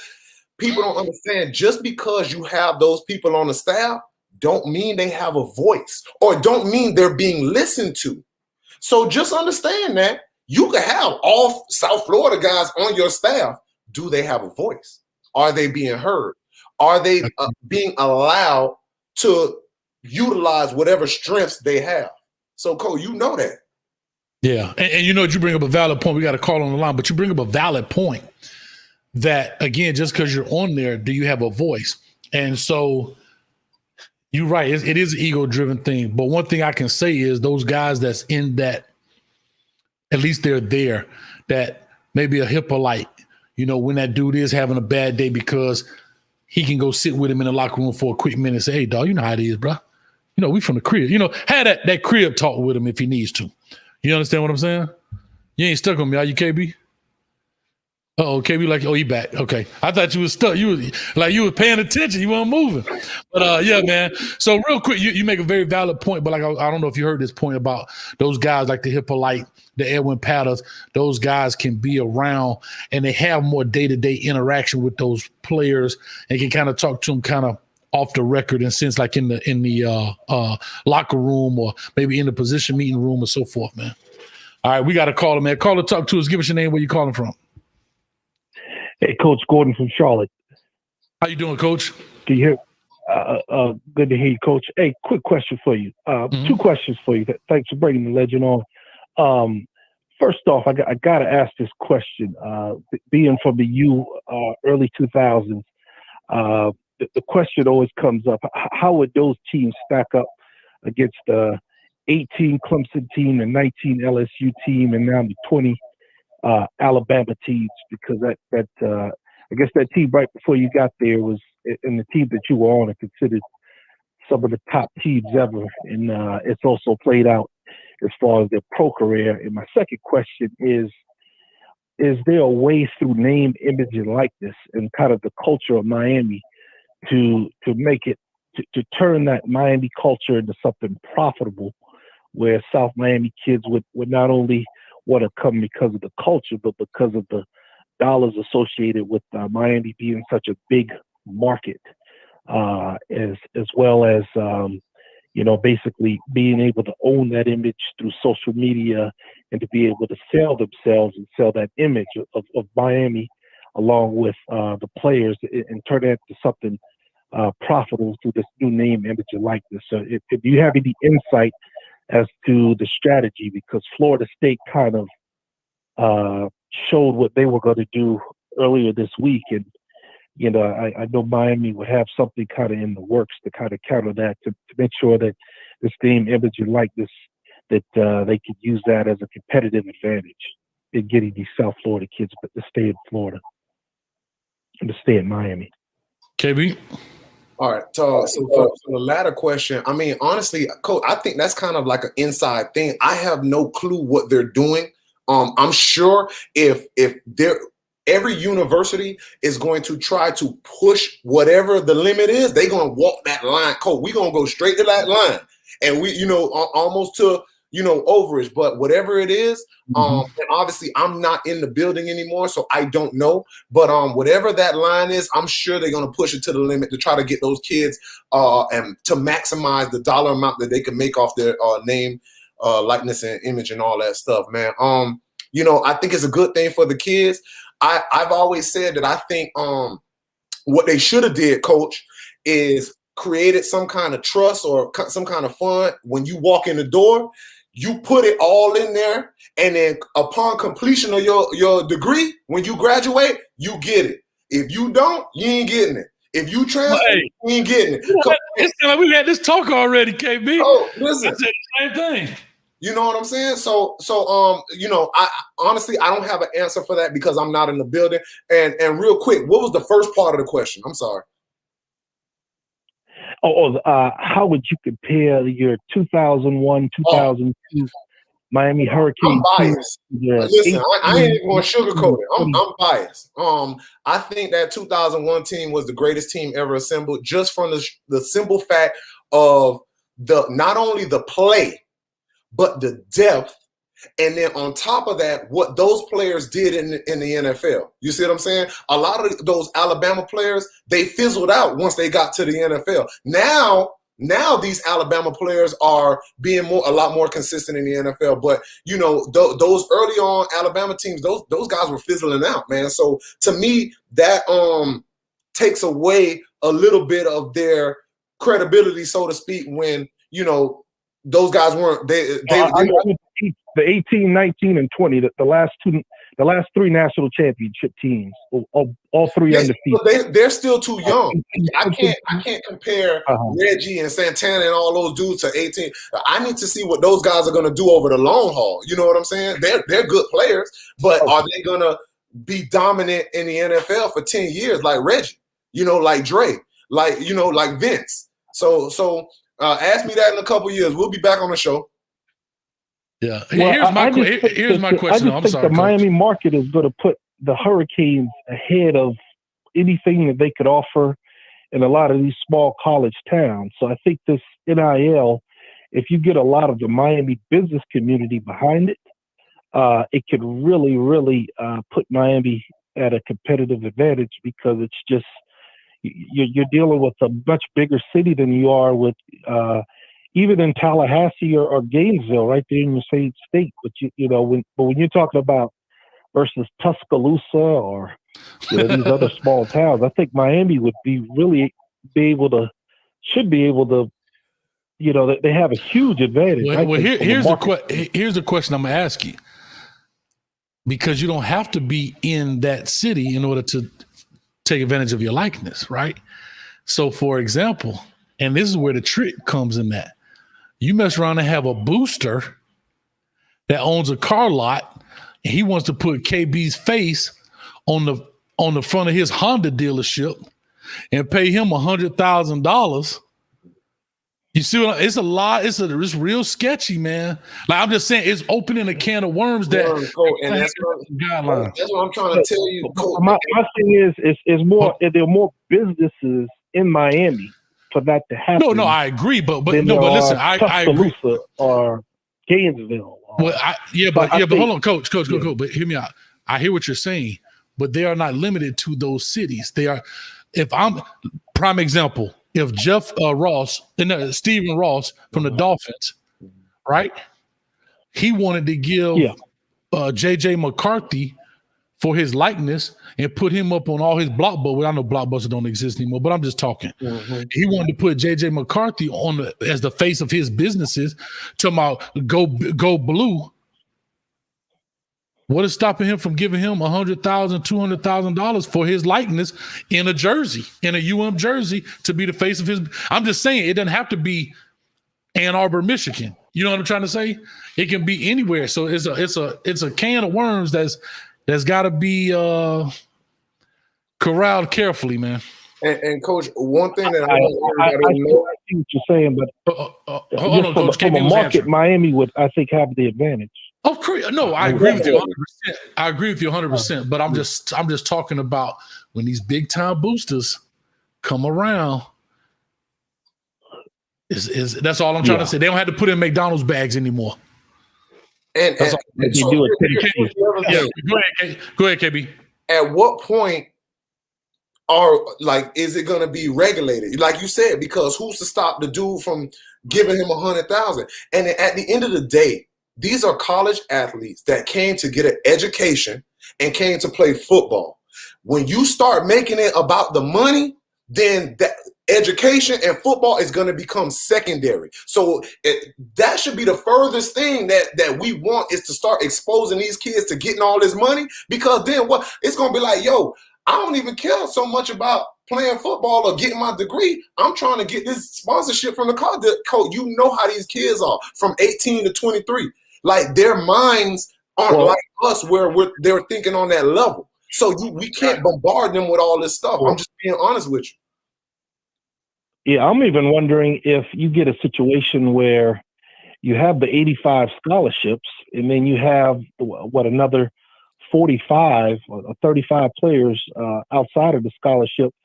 If you get a situation where all 120 players are either financed through a scholarship or some kind of deal where you have the whole team essentially having a free education, and where Miami would be able to do that where some other small college couldn't, because you might get a booster that could carry that other 35 players. Yeah. And I tell you, I would tell you this, Coach. It's opened up a can of worms, but I think Miami is in a position, I think, for the culture, the history, because a lot of the people who are a part of that era are now top business, are in their 40s, 50s, have that memory, that are in position business-wise to support the efforts.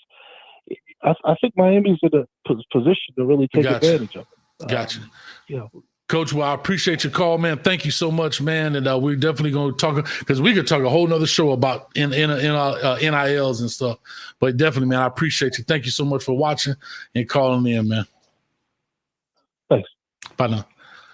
All right, so he brings up a valid point real quick. Coach Ward says, big can of worms. Oregon, without being everybody, darn owner of Nike went there. So imagine if Nike wants to say, I want Marcus Mariota or what was the fast running back they had, number 21? They had what's this dude name?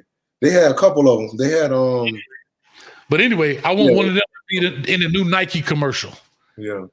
With the Oregon outfit on. I'm just saying and I'm with you while I say this before the phone rings again, because we're about to get off of here. We've been on here for 140, so we'll cut it at 145. I'm gonna say this last piece too is I think that the players, because what it's going to do is create a wedge, right? And if you give the players the money now, and we already know these car dealership cats, I ain't spilling no beans that ain't known. Mm-hmm. They lease them a car for $2 a month. You know what I mean? And they got the new Camaro, right? Am I right or wrong? That's what it is. You're right. You don't have to, yeah. Yeah, that's the name, DeAnthony Thomas. Appreciate your cartel. But so what I'm saying is, well, now that you guys have making money, it creates a dissension and a distraction within the locker room. So I agree with you 100%. I've said that before. I think there needs to be some type of trust, right, when it comes to their money. Put in a program, and if you graduate, then you get your money. If you don't graduate, that's on you. If you go to the NFL, fine, we'll hold your money here. Once when you finish your playing days or whatever, and you want to come back and graduate, you're more than welcome. Come back. Education is still paid for, cost you nothing. But let's just say you went on and had a lucrative career and you don't want to graduate. Now you can either use that money toward maybe your kids' tuition or donate it to charity or however you want to do it. But I'm just saying that I don't think that people should have money in their hand while they're actually playing, because it creates a dissension. Got a caller. Caller, talk to us. Give us your name, where you're calling from.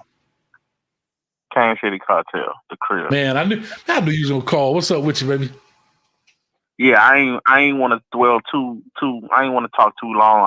I was in the chat, but on that subject, there's one thing we all missing.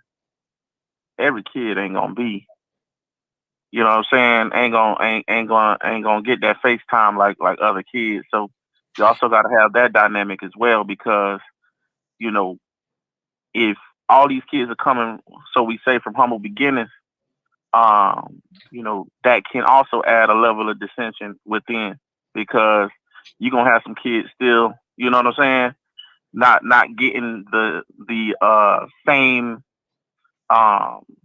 FaceTime, you know, as the stars, you know, and stuff. So I think that can also add, you know, that could, like KB said about these kids. We know these kids, you know, it's gonna be jealous, envy, all type of stuff gonna spark off of this stuff. Bro, I'm so glad you brought this up. I'm so glad you said that, because a lot of people only see it on surface level, and y'all, they don't understand it goes deeper, because now De'Aaron King is getting, you know, X amount of dollars because he's the quarterback. He's De'Aaron King. He's the face of the program. And now you got running back 4, running back 5, or let's go with O-lineman 3 that ain't getting barely nothing. What kind of dissension is that causing? Now, instead of him being worried about improving as a player, he's upset about, well, this person is getting more money than me. So come on, man. That can of worms that people are trying to tap into, yes, it sounds easy at surface level, bro, but it goes way deeper than that you don't even want to get into that level. Yeah. Kate Cartel, because I'm telling you, and I didn't even bring that up. Like I said, what about the guys who, like I said, nobody can name the second string guard. Nobody name, but he's just as valuable, you know, from a team standpoint. Mm-hmm. And so, but I also understand the quarter, bro. prime example. Here's a prime example. It was Ohio State and who? Clemson in the championship? 7. Yeah, right? Last year, Ohio State, Clemson. Justin Fields throws an interception, right? How many people remember who picked that off? That's my point. And that's how they won the game. The defensive dude picked it off is how they won the game. But the first person they interview is Dabo Swinney, Trevor Lawrence. They ain't even interviewed my man. He picked off Justin Fields in the back of the end zone to end the game, right? To kill the drive. Yeah. And that's my point. But that's my point, that the face of the program is always going to be the head coach, the quarterback. The quarterback go 0 for 20. And bro, prime example, KB, New Orleans State Championship. Everybody remembers the what? The catch with Sean Bailey. But guess who actually won that game for us? Who that? Antoine Barnes with strip sack. They recovered the ball with the last 30 seconds left in the game. Mm-hmm. But in the newspaper, and I'm not knocking Sean, but I'm just talking about who gets the Sean sitting on the lap with everybody like this. I mean, not Sean, but Spence. Spence. Mm-hmm. He on top of everybody's shoulders. And if it wasn't for Antoine Barnes, because they was moving that ball left and right on us, dog. Mm-hmm. I'm just saying that's just how I go. You know what I mean, Cartel? Yes, sir. I know exactly what you mean. That's all I was trying to say. You got to be careful what you ask for, because we all from down here and we know what it is down here, like for real, for real. Mm-hmm. You know, we talking about these James Williams and these kids. It's some kids and some dogs down here that's not as fortunate as, you know what I'm saying, as not as highly touted as those guys, you know, but and they coming from them same humble beginnings. And you know how it goes. Pocket watching. We already got these kids doing fashion shows at gas stations on Instagram, you know, every day. So, you know, showing off the new Yeezys and all this stuff. I got a question.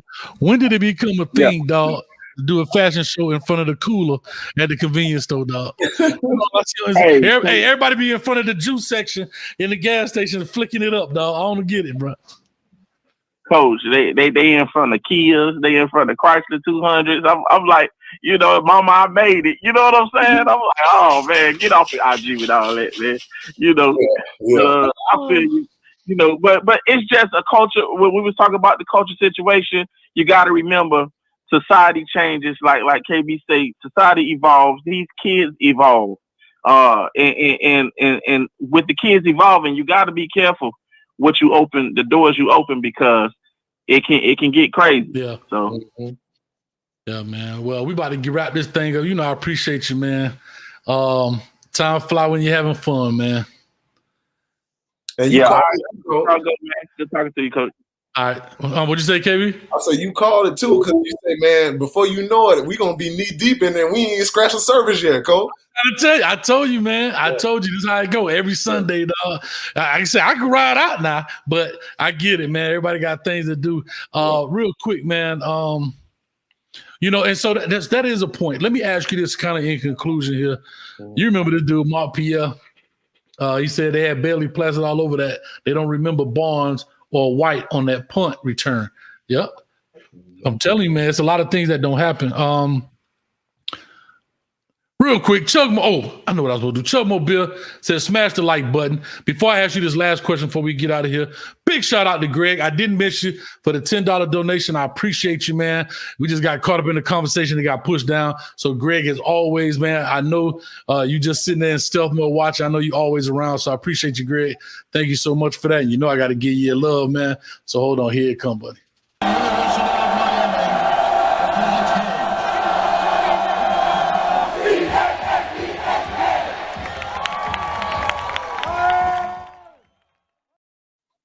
All right, I cut the phone lines off just so we can get through this last question without anybody else calling.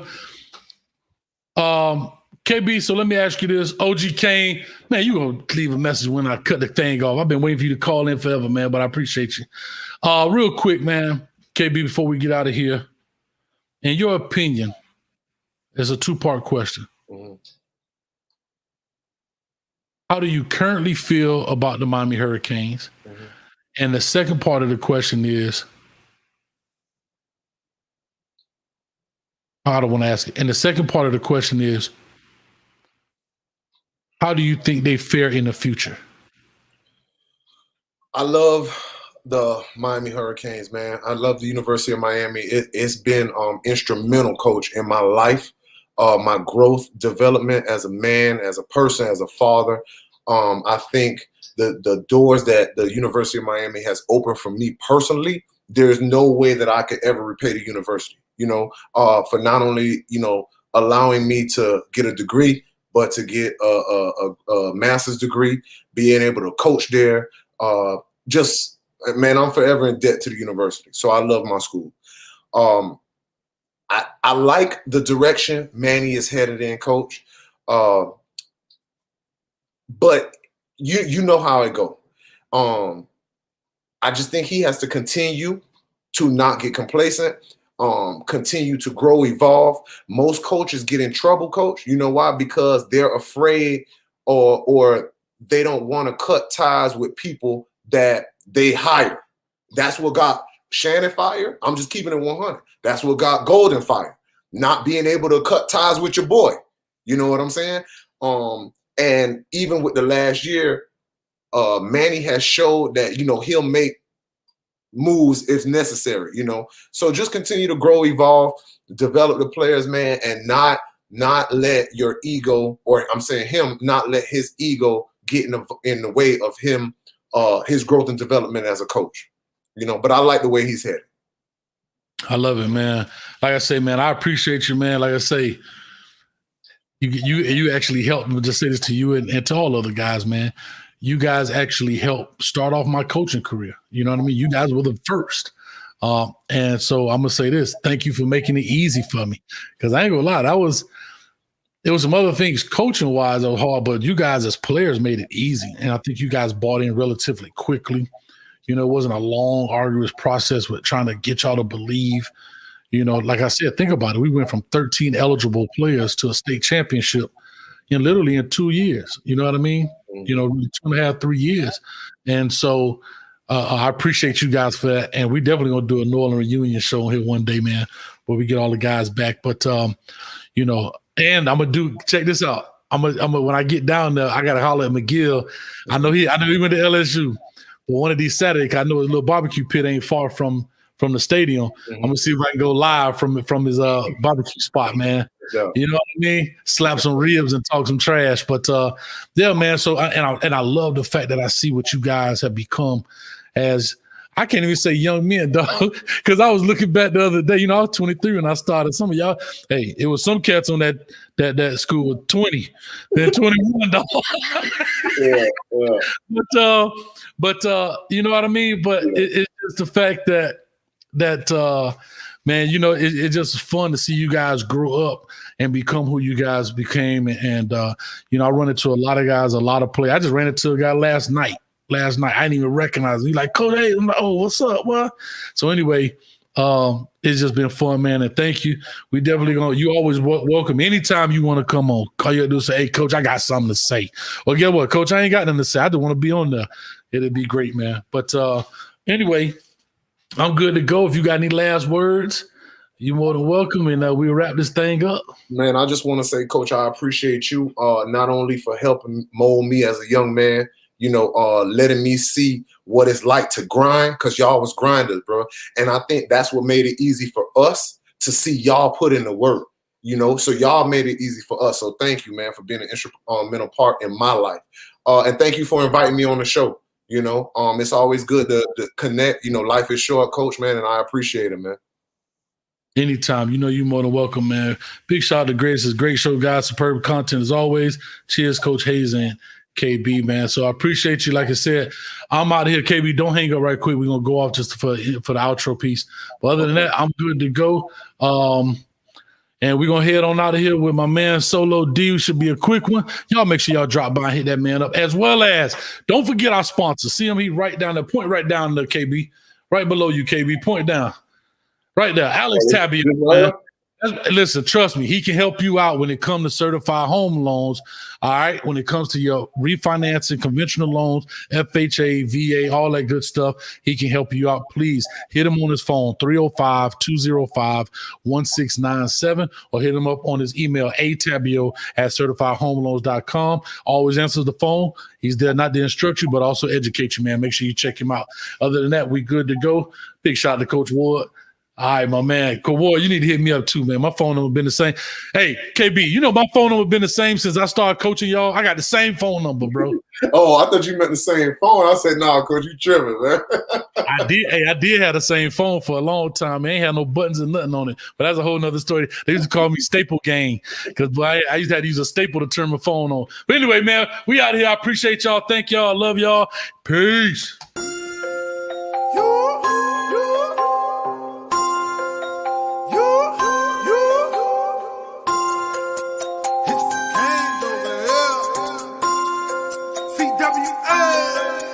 Gang gang, gang gang, gang gang, gang gang, gang gang, gang gang, gang gang, gang gang. You see me orange and green? That's gang gang. You ready for Storm 18? That's gang gang. Gang gang, gang gang, gang gang, gang gang, gang gang, gang gang, gang gang, gang gang. You see me orange and green? That's gang gang. You ready for Storm 18? That's gang gang. That's gang gang. Rep since a juvenile, I be where they throwing up using crowds. You know how that school get down, not taking no L's, we ain't losing now. Don't get it confused right now, I represent making these music sounds. They play me when they study in their dorm room, request me an Uber now. I be screaming gang gang, across the world they be screaming out the same thing. We first to arrive and last to leave, we feeling a sense of capacity. You know I won't change while you asking me, be throwing this youth to the casket deep. Be all on the field like Sebastian B, rockin' canes where I'm a fashion freak. Look, I be staying live, I don't pipe down. Ass down life, it's a lifestyle. Ain't like them other schools, don't confuse us. We the only ones that really throw the you up. But Kane's fam turned up where you find me. Hit hard like I seen it go to Shanti. Try to reach a man D, they remind me. That them Canes right back in they prime. Screaming out. Gang gang, gang gang, gang gang, gang gang, gang gang, gang gang, gang gang. You see me orange and green? That's gang gang. You ready for Storm 18? That's gang gang. Gang gang, gang gang, gang gang, gang gang, gang gang, gang gang, gang gang, gang gang. You see me orange and green? That's gang gang. You ready for Storm 18? That's gang gang. That's gang gang. That's gang gang. So low, so low, so low, deep. So low, so low, so low, deep.